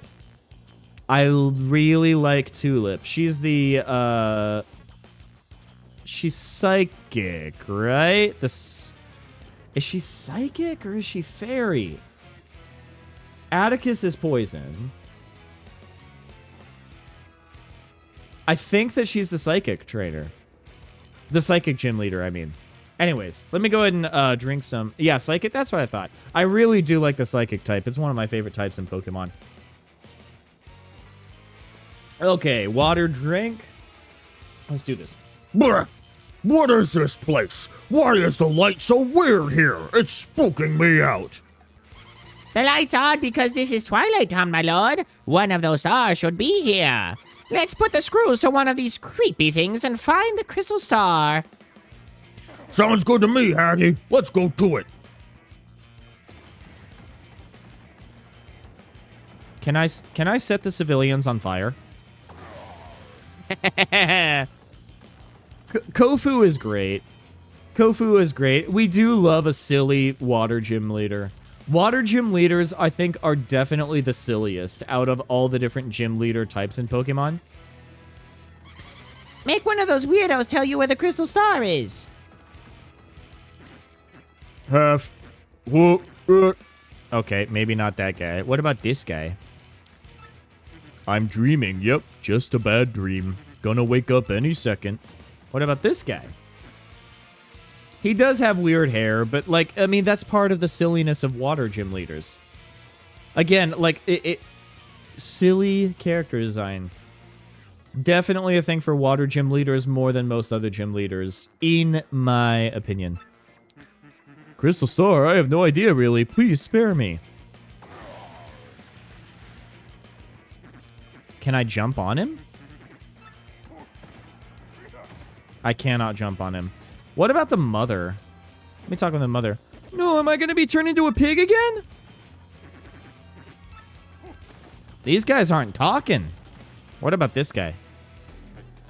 Oh, of course. I should have talked with him. Oh man, I'm pretty sure Beldam said she lost her super bomb somewhere around here. This stinks, really. This whole deal is extremely bad. He's referring to the grenade, by the way, that we were talking about 2 months ago. I gotta cowboy up and make a serious comeback here, or else. Uh-oh. Wait, isn't this the first time that Bowser's interacting with the X-Nauts? Got it! I am the man! No, he did not. Now we can crush Mario and get the crystal stars in one fell swoop. Hot diggity dog. The luck of the moon is still riding shotgun with me. You there, suspicious guy! Sus! You know something about the crystal stars, don't you? Somebody there? Hey, what's the big idea, Turtle Boy? You looking for the crystal stars too? Sweet. This'll help the Crump comeback. Now then, let's get to it. You'll be telling me everything you know now. He's pretty sussy. Or actually, it's you who's gonna spill every bit of info out of your big, ugly head. Yeah, sorry about that. And if you hesitate at all, I'll show no mercy. Only Bowser is going to be the type of person to say, I will show you no mercy, while also saying, I'm sorry, basically in the same text box.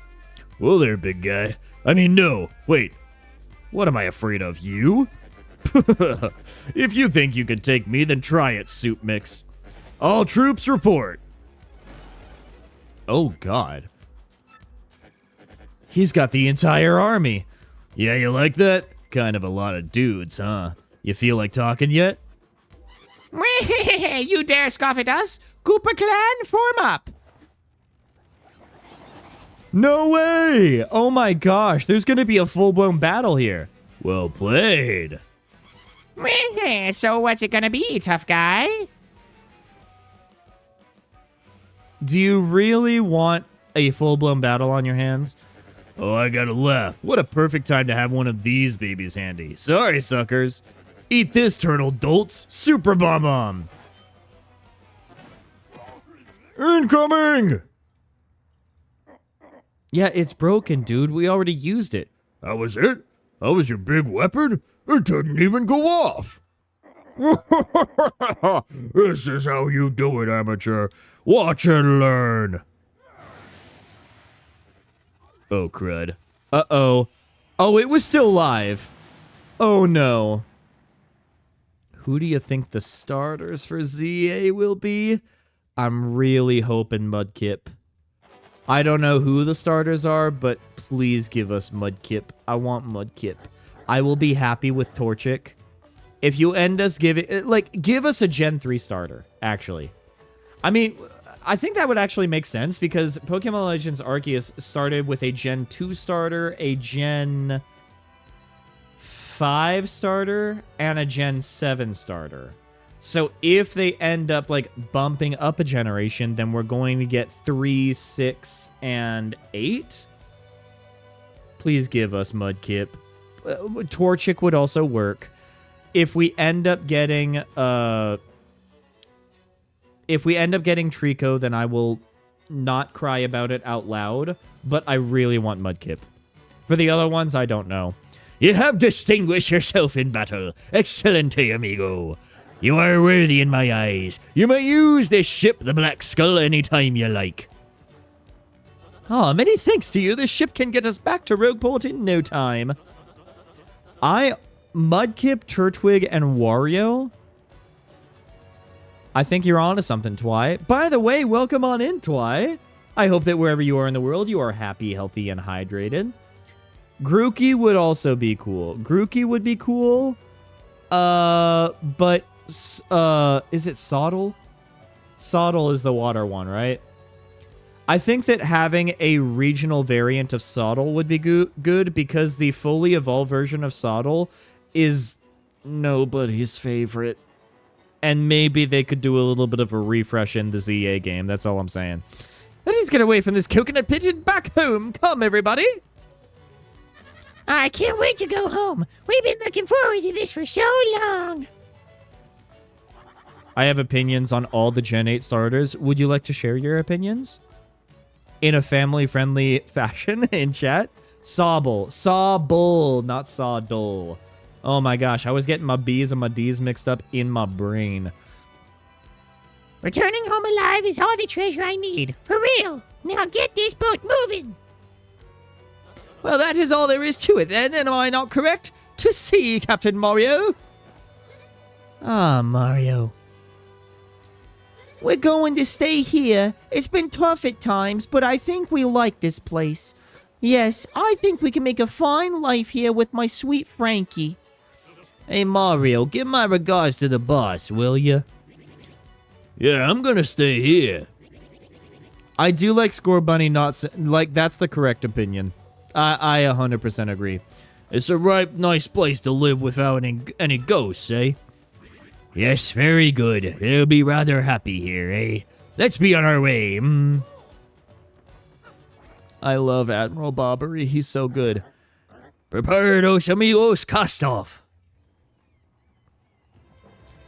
I love how now, like, arguably the scariest boss that we have had all game is literally the captain of our stolen pirate ship.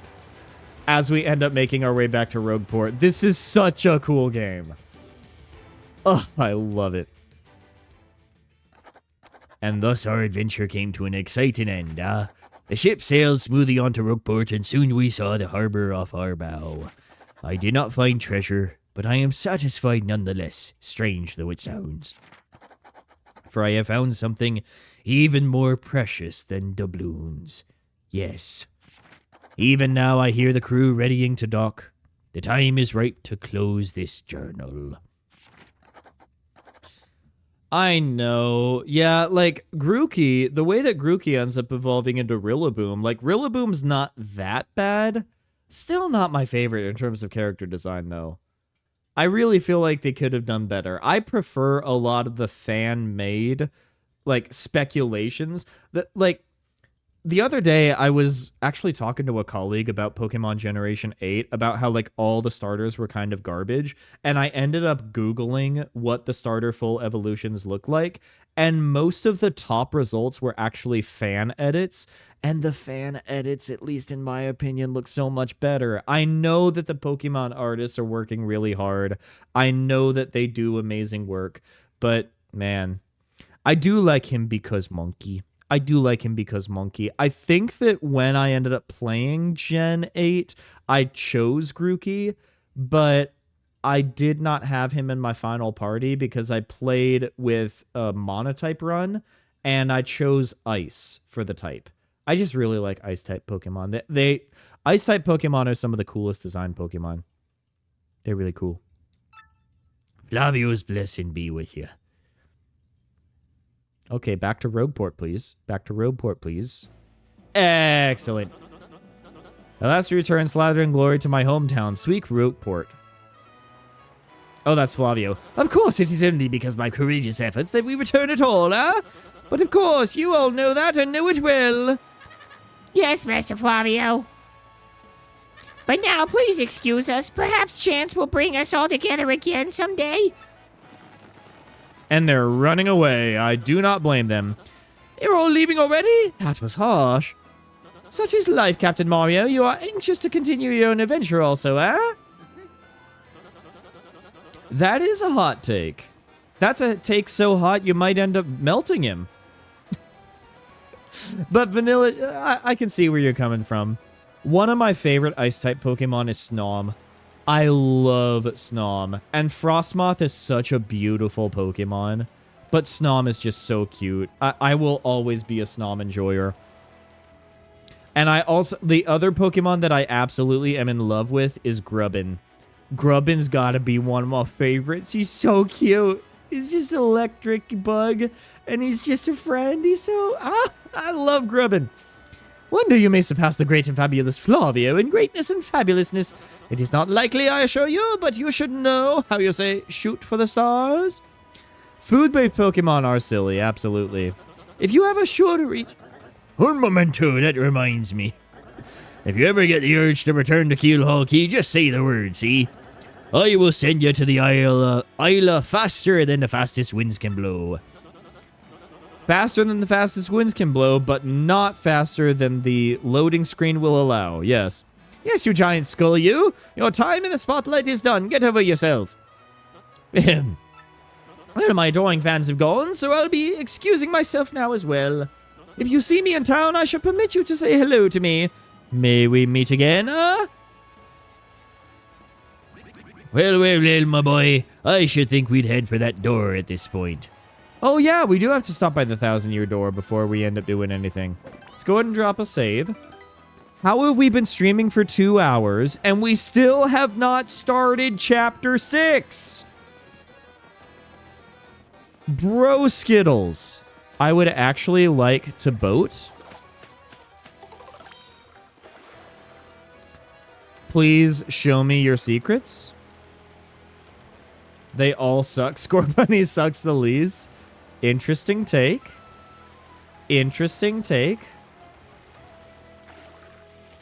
I do like Grookey, though. He's a little monkey with a stick. I do love him.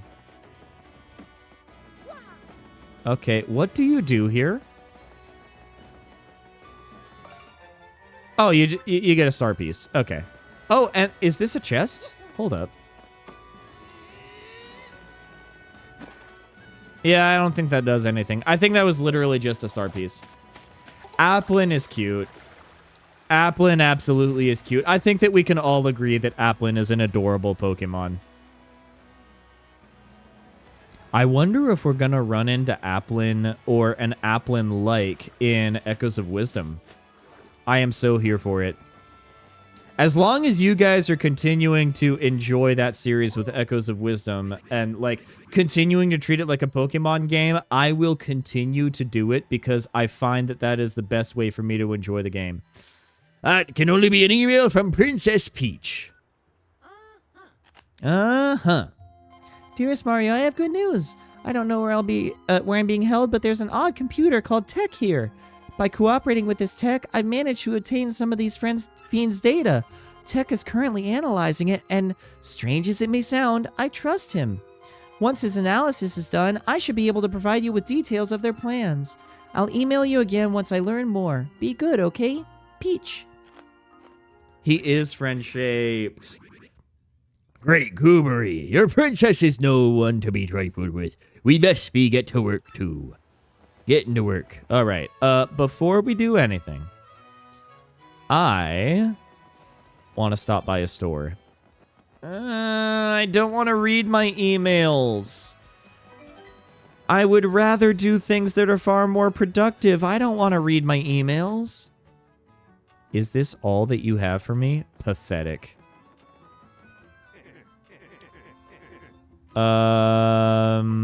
No. Wait a minute, what is this? Super Luigi. Super Luigi Book 1? Sure. I'll buy Super Luigi Book 1. I don't know what that's gonna do, but I'm here for it. Let's see. We do need to talk to Don Pianta. Can we sneak in here? Oh, wait. This isn't the way to Don Pianta. What we gotta do is we gotta head this... Oh, first of all, let's go ahead and blow this wall to smithereens. Actually, no, we don't want to talk to Don Pianta. We gotta go in the... Oh, wait, hold up.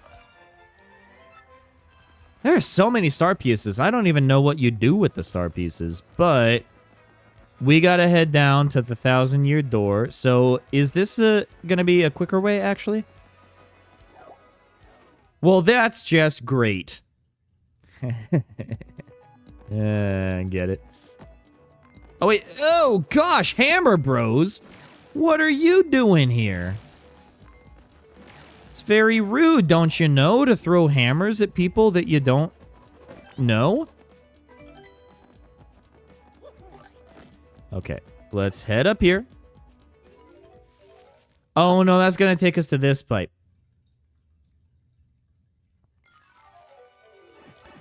Okay. If we head towards the pipe that's on this side, then that's probably going to be quicker. I just want to get this power up over with and talk to Don Pianta, give them the update on his daughter and his son-in-law. Is this the fast way? Or is this the way to get to the fast travel room? Gen 4 is a good one. Gen 4 is a good one. My heart will always be with Gen 3. Ooh. More fast travel points. Okay, that's going to take us to where Bowser was. All right, and then the other fast travel... There is no fast travel point to get to Keel Hall Key. Unfortunate. Okay. Oh my gosh, what are you doing, man? You can hit us in the overworld? Oh, I don't like that. Let's teach this guy some manners real quick. Yeah, the fact that they are all mythology based is really cool. Let's go ahead and super hammer. Get wrecked. All right, let's go ahead and bomb this guy to smithereens. Because once again, we just kind of need to teach him a lesson. Okay, he's going to throw magic at us. Oh. What? Super hammer once more. Hopefully he just split his HP up into a bunch of different things. Okay. Yeah, all good. We're all good. Oh, we get to level up. Oh, huge. Okay. I am thinking we got to do badge points. We got to do badge points. That's going to allow us to equip more silly, wacky shenanigans in order to make, hopefully, the most broken build possible. Coins? Please give me coins. Oh, perfect.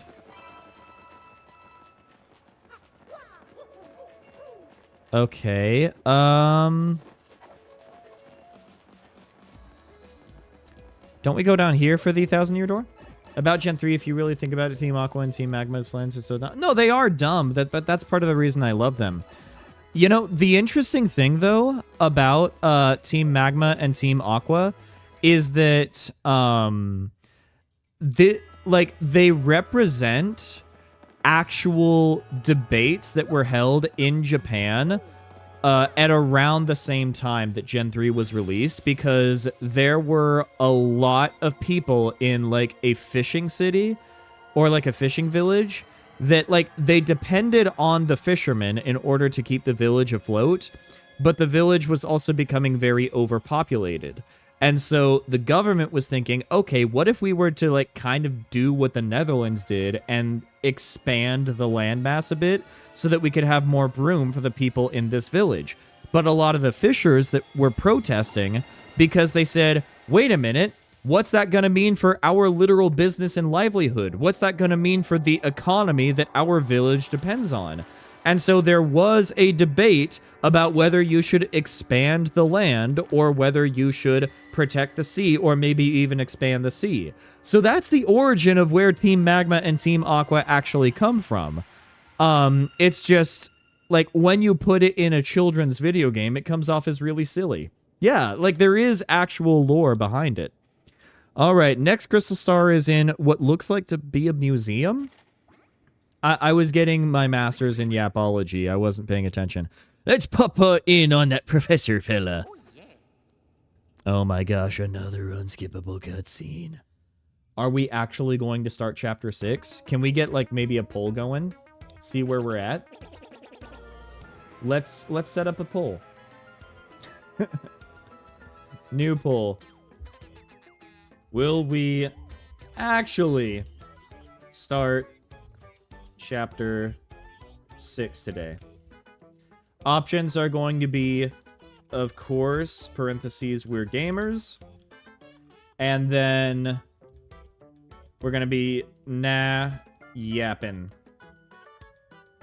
All right. I'm going to have you go ahead and do the poll for about 5 minutes, and then we'll see if it ends up being correct. We could very well, like, turn it into a prediction and whatnot, but I think a poll would be funnier. Great news, my friends. Now we know the next crystal star is in Poshley Heights. I forgot how Professor Franklin sounded.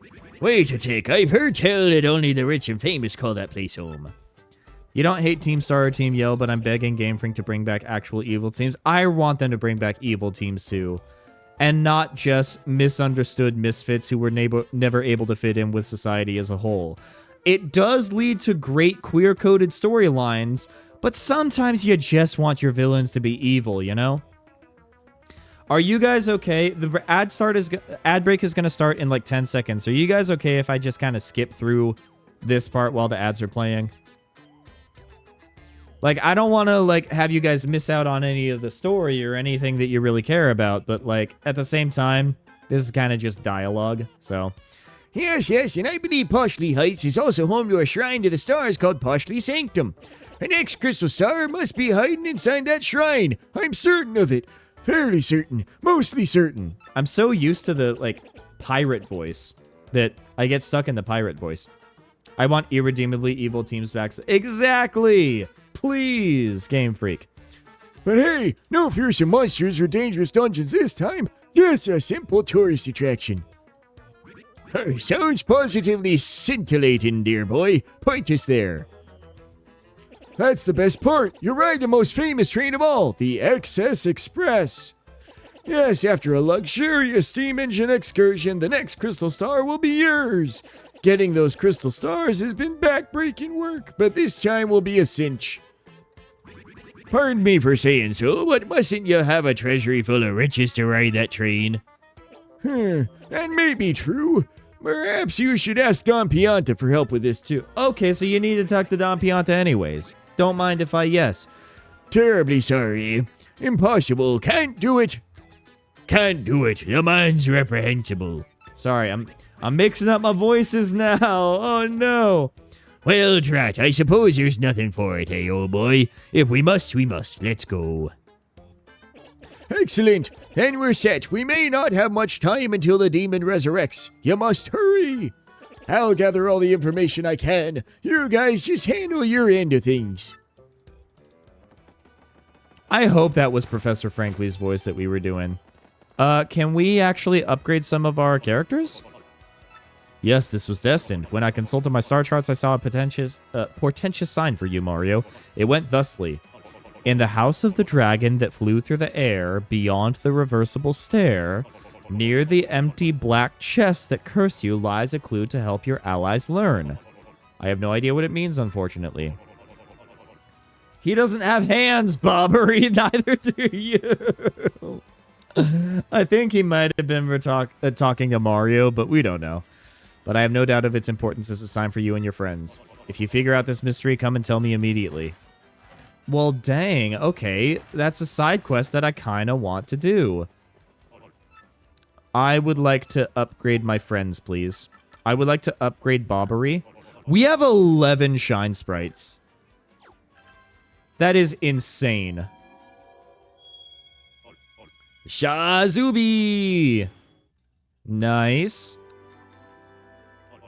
Care to power up more? I can't power up anymore. That's the thing. Hopefully we're able to level them up like a second time. I gotta have Vivian join. You have to understand, Vivian is probably the most important member of our team. And I'm not biased. Depth perception wobble, come on. It's like that one clip from Futurama where Fry is told to push the button, and he presses the space right next to the button and then pushes the button. I really hope that you guys have seen the clip. The boss told me to look after this place. You do anything funny, I'll toss you like that. Okay. Is the boss in here? I think the boss is in here. 50. Hold up. Restores 10 HP when Mario or his partner falls. I kind of want that, actually. Let's do it. Replenishes 10 HP. Temporarily electrifies the party member so they damage direct attackers. Let's do it. Okay, now we are full with items. Let's go ahead and talk to the Don. Let's talk with the guy. Oh no, is he sick? Francesca. Oh, poor boss. The big man's been sick with loneliness ever since his daughter skedaddled. Our underboss, Frankie, is gone. The boss is in shambles. Of course, we're gamers. Well, I appreciate you guys voting. What's a syndicate to do? That scruffy gang of punk thieves is stealing jobs from us left, right, and left. Hey, but enough about us and our stupid problems, huh? What can we do for yous? What? Tickets for the ritziest train around? For the XS Express? Whoa, you want tickets for that rolling wingding? Yes, we do. Oh, ain't nothing we can do about that. Yeah, us giving out tickets? That's rich. You gotta talk to the boss for that. Francesca. Francesca. I can't stand seeing the boss like this. If only we could help the boss see his daughter again.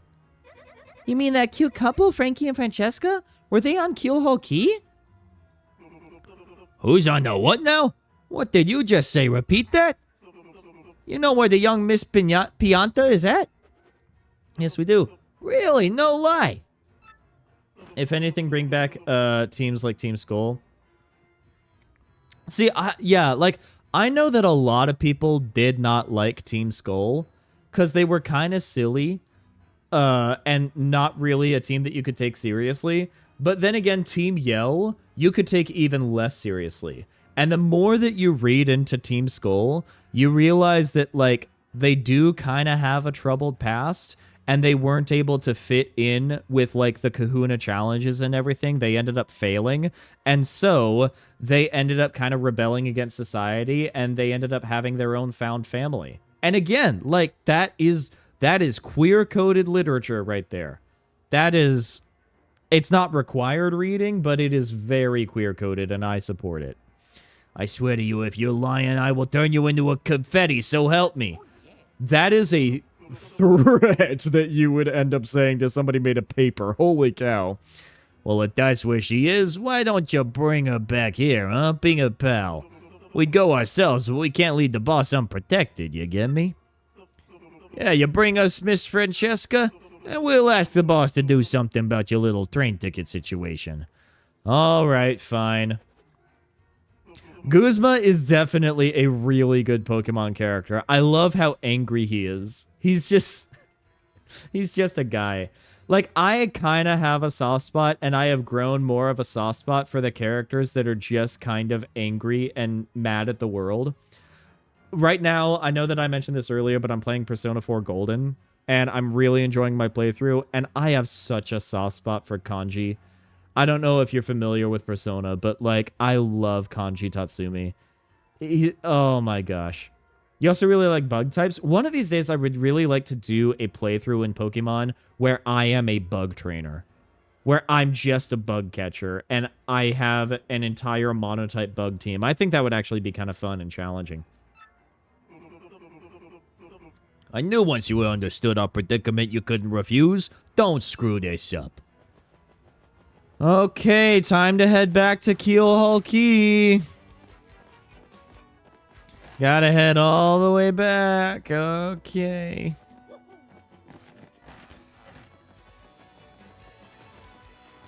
Now, I gotta wonder. There's gotta be other places that we can now unlock in the city with our boat ability, but I kind of just want to race through and at least start with Chapter 6, just so that it's becoming abundantly clear that I'm not lying to you all through the title. I don't want it to be clickbait. Favorite Gen 9 starter? Probably... Quaxley. I will say that Fire Ghost Boy is so cute, but my heart lies with Quaxley. He is very sassy, and I just love him. ¿Qué pasa? Going to Keelhaul Key? Let's go. Muy bien. To sea we go. Set sails. Destination Keelhaul Key. Let's skip that.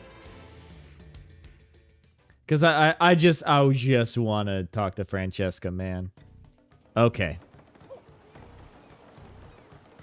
Let's talk with Francesca. Let's see what she's been doing in the 20 minutes that we haven't been with her.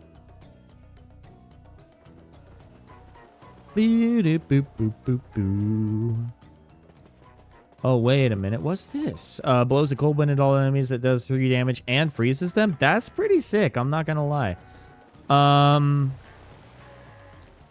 Where is she? Hello? Florigato is definitely really cool. I don't know if she's in that direction.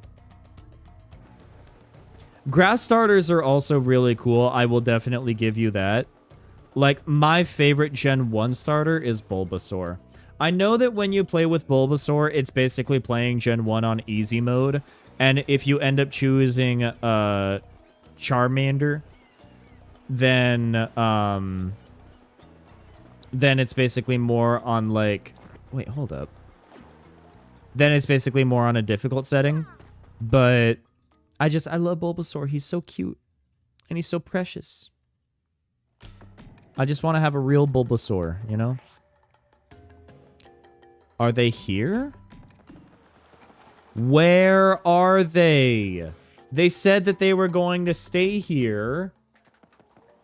Oh my gosh. Okay. Let's get out of here, I suppose.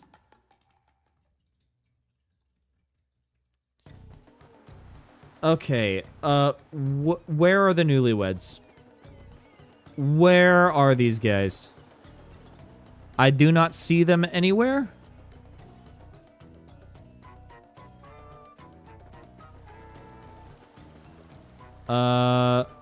Let's see. I guess we could go and explore the jungle. Because, I mean, they're not back at the ship, so let's at least give this a chance. Maybe. Hello? Oh, there they are. Okay, cool. Hello, guys. Come on back. Hey, it's Mario. You been there, pal? We do something for you? What? The boss is sick. Oh, poor Daddy. Oh, no. And at a time like this. You see, I just dropped a wedding ring Frankie gave me around here. I can't possibly leave until I find that ring. Otherwise, something may eat it. It must be somewhere between here and that Skull Rock. Listen for a second, my fuzzy little coconut. Shouldn't we forget about that ring and check on the boss?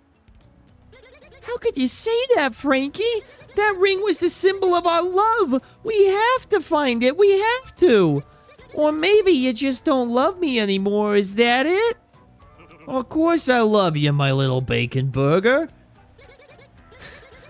I don't know how to feel about these Boston I don't know, man. It's what I've stuck with. We're just gonna keep doing it. I feel like it's more of a Brooklyn accent for Francesca.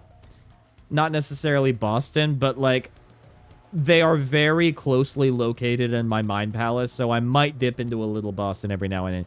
None of your sweet talk now. We're gonna have to say you love me 100 times.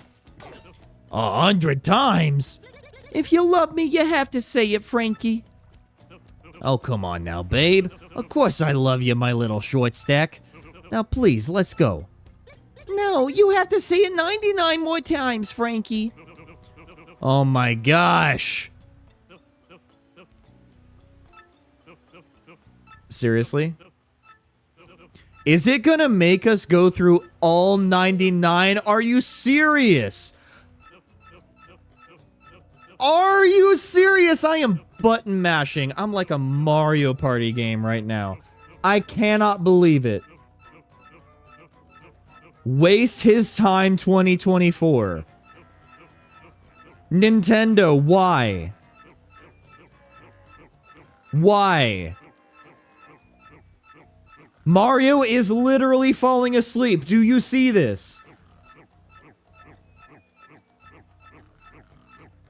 Like, even he's getting tired. His voice is getting lower.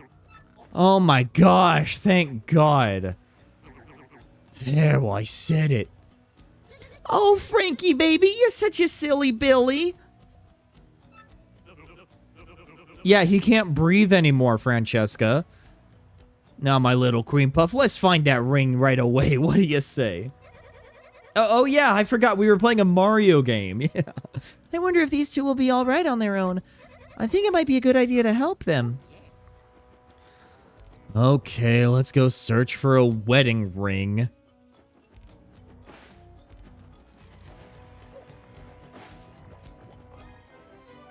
I don't need them, Mr. Mini. Let's get rid of it. Toss.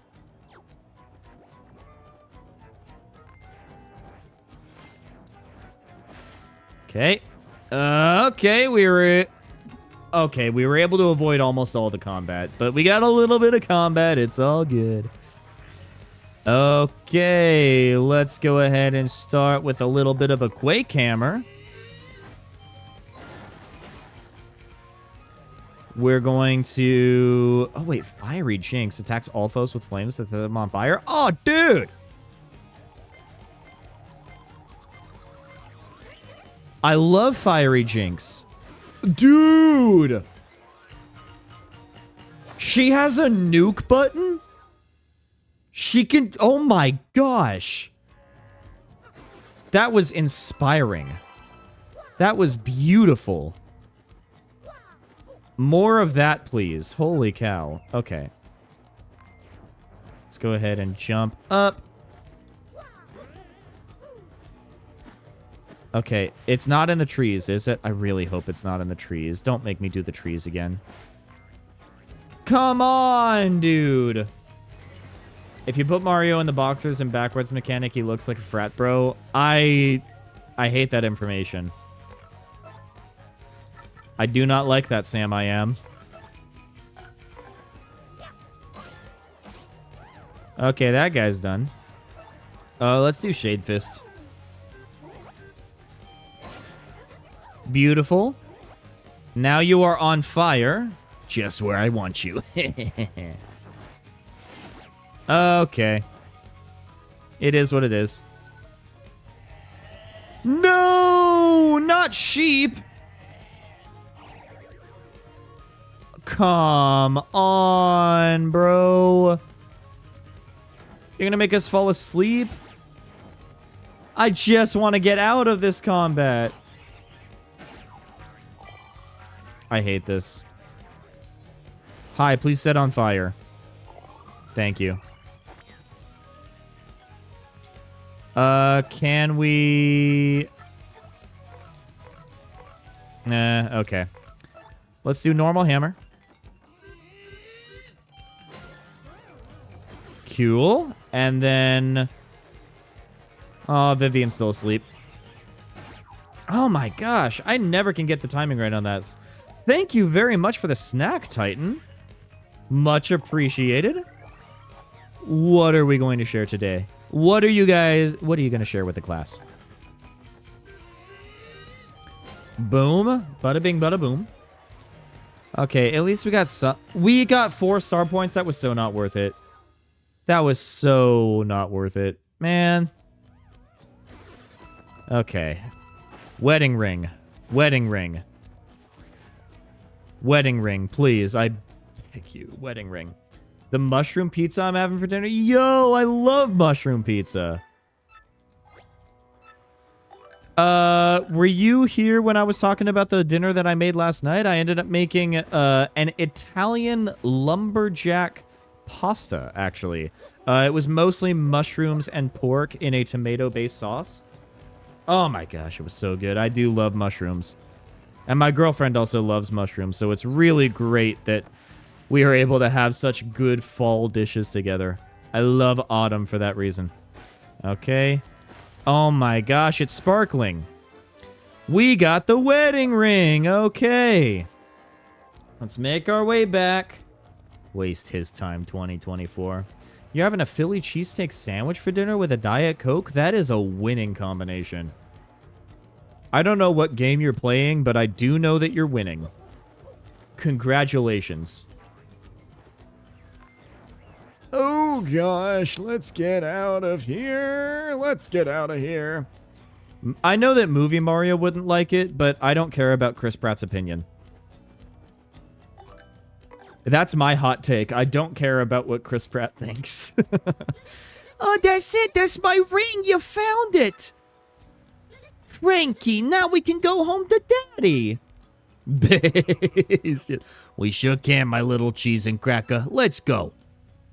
Well, so anyway, we'll be down at the dock. Hurry, please. Hurry back, please. I can't even read anymore. We got to start chapter 6 soon, while I still have brain cells. Holy cow.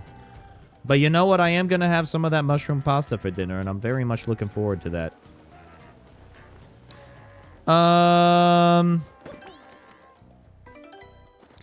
You know what, actually? Let's go ahead. Let's do it. 10 coins. I just want to make sure that we are fully healed and that we are as ready as we can be heading into chapter 6.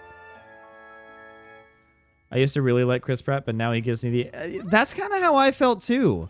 Like, back when he was doing Guardians of the Galaxy, like, I really looked up to him. And, like, I first heard about him through Guardians of the Galaxy, but then I went back and watched Parks and Recreation, and I love that show. Oh, it's so good. I actually think that it's better than The Office, in my humble opinion. But then he started getting really popular, and then he started, like, being... I don't know, just kind of, like, icky and gross with how much he was promoting, like, his particular church. And, like, some of the beliefs that his particular church ends up holding, specifically about LGBTQ people, I am not a fan of. And the fact that he was becoming more and more open in support of that church, and by association, its ideas, I was just like, I don't like you. It's not that I don't like him as a person. I'm sure that he's fine as a person. It's just like, he gives me the ick, you know? The vibes are now off. Okay, Mario, I think we're ready, pal. Yeah, we are. Let's go back to Rogueport. Oh, Daddy, please hang on until we get there. Hi, please take me back to Rogueport. Yes, let's go. Cast off to Rogueport. All right, let's go make a father happy, shall we? Exactly. I like the characters that Chris Pratt plays. Major exception probably being Garfield. But I don't like Chris Pratt himself. Yeah, no, I get it. Yeah. Oh, I was about to jump into the water. That would have been bad. We always drop a save. We're always going to drop a save.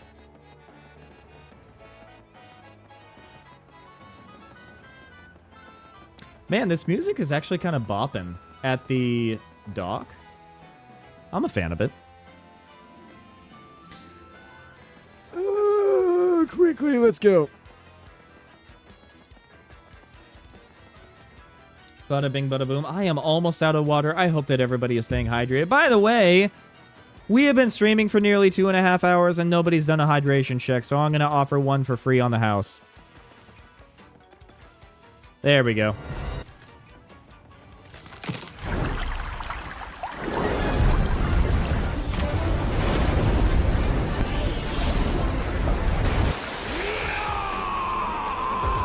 What is Emmett Brickowski from?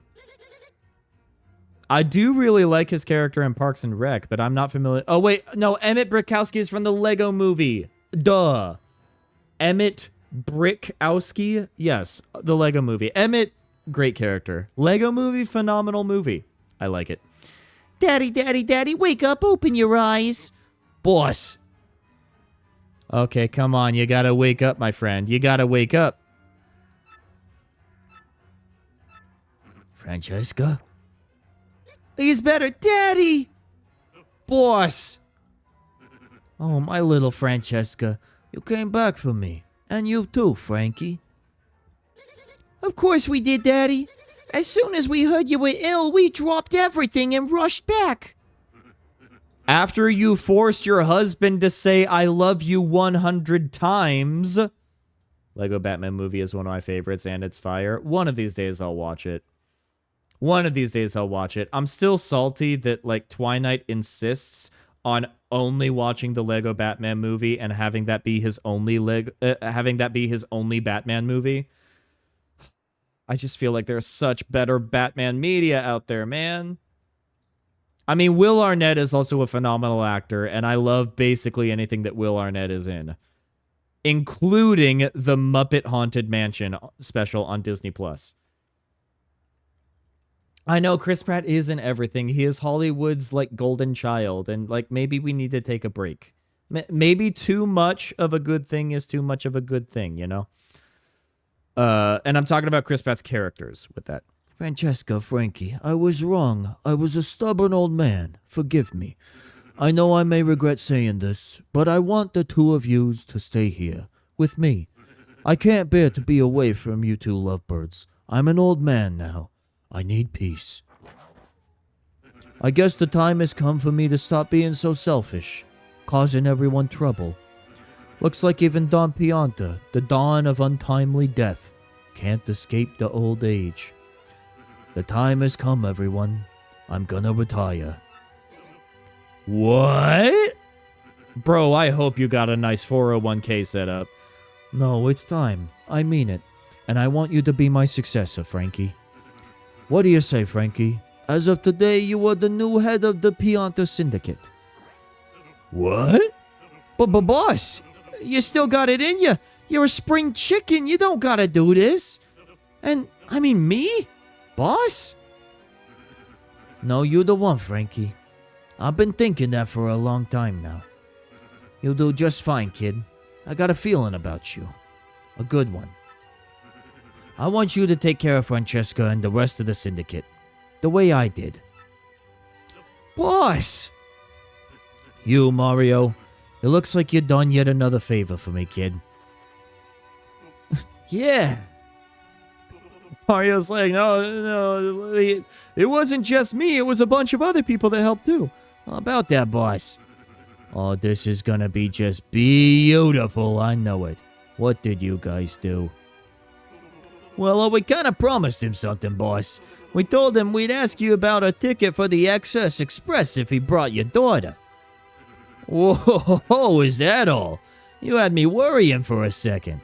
Come on over here, Mario. How many you want? 1, 2, 10? Help yourself. Oh my gosh.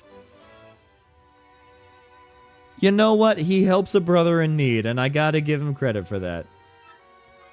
Yeah, see, if anybody can do Joker really well in a Lego movie, it's gotta be Zach Galifianakis. I don't know anybody else in Hollywood that can pull off Joker, but specifically Joker in a Lego movie. That's phenomenal casting. No notes. You come back anytime you like. How about that? Well, that's really nice, Don Pianta. Thank you. Well, now that I've retired, I'm gonna get out of here. Daddy! Boss! You're the boss now, Frankie. You got that? You, the boss. You do good now, Frankie. Aww. I'm actually getting really emotionally invested in all of these gangsters. Frankie, we got lots of work to do. And don't worry, I'll keep you in line. Sweet Bean, come on. Knock it off with the pet names nonsense, will you? Call me Francesca. Huh? Francesca? This is the first time that he is learning his wife's name, by the way. Yes, or Miss Boss, T. Underboss? Boss, you got our loyalty. We'll be by your side whenever you need us, boss. Thank you so much, Mario, for everything. You're welcome here anytime. You're like a brother to me. You ain't bad, kid. Yeah, you ever think about joining up with the syndicate? It's the life, kid. Actually, I'd like to just go on a train. Because we have been streaming for 2.5 hours and I want to have a train. I was promised a train in Chapter 6. How nice. Now we can go to the Poshley Heights, right? We better hurry up and find that 6th crystal star. I heard that, my uglies. Oh no. So the 6th crystal star is in Poshley Heights, is it? That's a rather nice piece of information, thanks ever so. No, Bedlam. Hot take, I don't like how Mark Hamill voices Joker and everything. I don't like how he voices Joker in everything, but I do like how he voices Joker. I think that Mark Hamill is one of the best Jokers, but I do agree that we need to have more vocal variety and actor variety for that character. That's my take on the issue. Bedlam. Normally, this would be where I finally deal with you and that sappy trait of Vivian. You mean the person that literally just talked to you? But something tells me that trying that alone might be unwise, so you live for now. Instead, I'll just beat you to the Poshley Heights and get that crystal star before you do. Well, she's gonna be a villain for Chapter 6, I guess. We need to get to Poshley Heights before her. We have to go to Rogueport Station now. Let's do it! I see a train in the back! Yay! It's train time. It's train time. Can your boy drop a save and then talk to Mr. Fish? This blimp goes... Oh, no, I don't want to... No, not this guy. I don't want to talk to this guy. I want to go on... Oh, I want to talk to this guy. This toad right here. This is the Access Express bound for luxuriously Poshley Heights. Passengers must retain a ticket to board. Everything looks in order. Will you be coming aboard? Let's do it. Watch your step, please. Yes! All aboard. Oh, that's a nice looking train, too. It's a nice sleek design. It's got the nice golden trim. And even the rails on the front, like, that protect the chassis, those are golden. I told you! What did I tell you? Yes, we're finally starting Chapter 6, 2.5 hours into stream. Oh, my goodness. Holy cow. We now have Mario's cabin. Mario has a cabin. Nice. Yeah, Batman also needs more variety in some of his villains, and Joker doesn't need to be in every single thing. Yeah, it didn't used to be that way, though. Like, back in the Batman, like, first of all, the comics, then you move on to the, like, television series. Like, Joker was not nearly as big of a character in the Batman media as he is now. And I feel like at this point, Batman, like, the Batman movies and media are using Joker basically as a crutch for a lot of the stories they're doing. It's really sad. Wow, the Access Express. This is really nice, Mario. The 3 days to Poshley Heights are going to seem like nothing. I did not grow up with the Lego Batman games, but I did grow up a little bit with the Lego Harry Potter games, and those were fun. Back when I cared about Harry Potter. There's something lying on the floor, I think. I didn't notice it before. A note? Don't go to Poshley Heights. Get off the train now or a sticky, yummy doom awaits? Oh no, a weird threat? Could it be Beldam's work? My sister is a weird one. Whoever it is, it's obvious that they're not on this train somewhere, right? We have to find who's responsible for anything bad before anything bad happens. First, thank you kindly. Oh, that's a good transition. Oh, I love trains, man. All right. Now, here's the deal. We have now been streaming for 2.5 hours, which is kind of the max time that I normally end up doing these Wednesday streams. We are going to start wrapping things up, but make sure to stick around because we're going to keep this party going. I am probably going to end up rating another family-friendly content creator, and when I do, I hope that you end up bringing some nice, positive vibes over to their Twitch chat. But hey, if you like the content and you haven't followed yet, consider dropping a follow. It is Not expected, but it is greatly appreciated, and it's a great way to support the channel. You can also check me out on my VODs channel, just in case you aren't able to make it to every stream. You can always check out the VODs. Sometimes they're a couple weeks late, but they do all end up getting posted. Don't worry about that. If you want to be a part of this amazing community off of stream, then you can check out the Discord, where we talk about Stardew Valley. We end up posting food pictures and memes and pet pictures. It is, all in all, a really wholesome place to be. And you can also check me out on my socials on Discord and, not on Discord, on TikTok and on Instagram, where if you want just the highlights for stream, I edit those in short form content format. But that is going to do it for me. I want to thank everybody for stopping by. I hope to see you guys this Saturday for some more Legends of Zelda Echoes of Wisdom. But in the meantime, wherever you are in the world, stay safe. Have a fantastic rest of your week. And once again, I hope to see you on Saturday.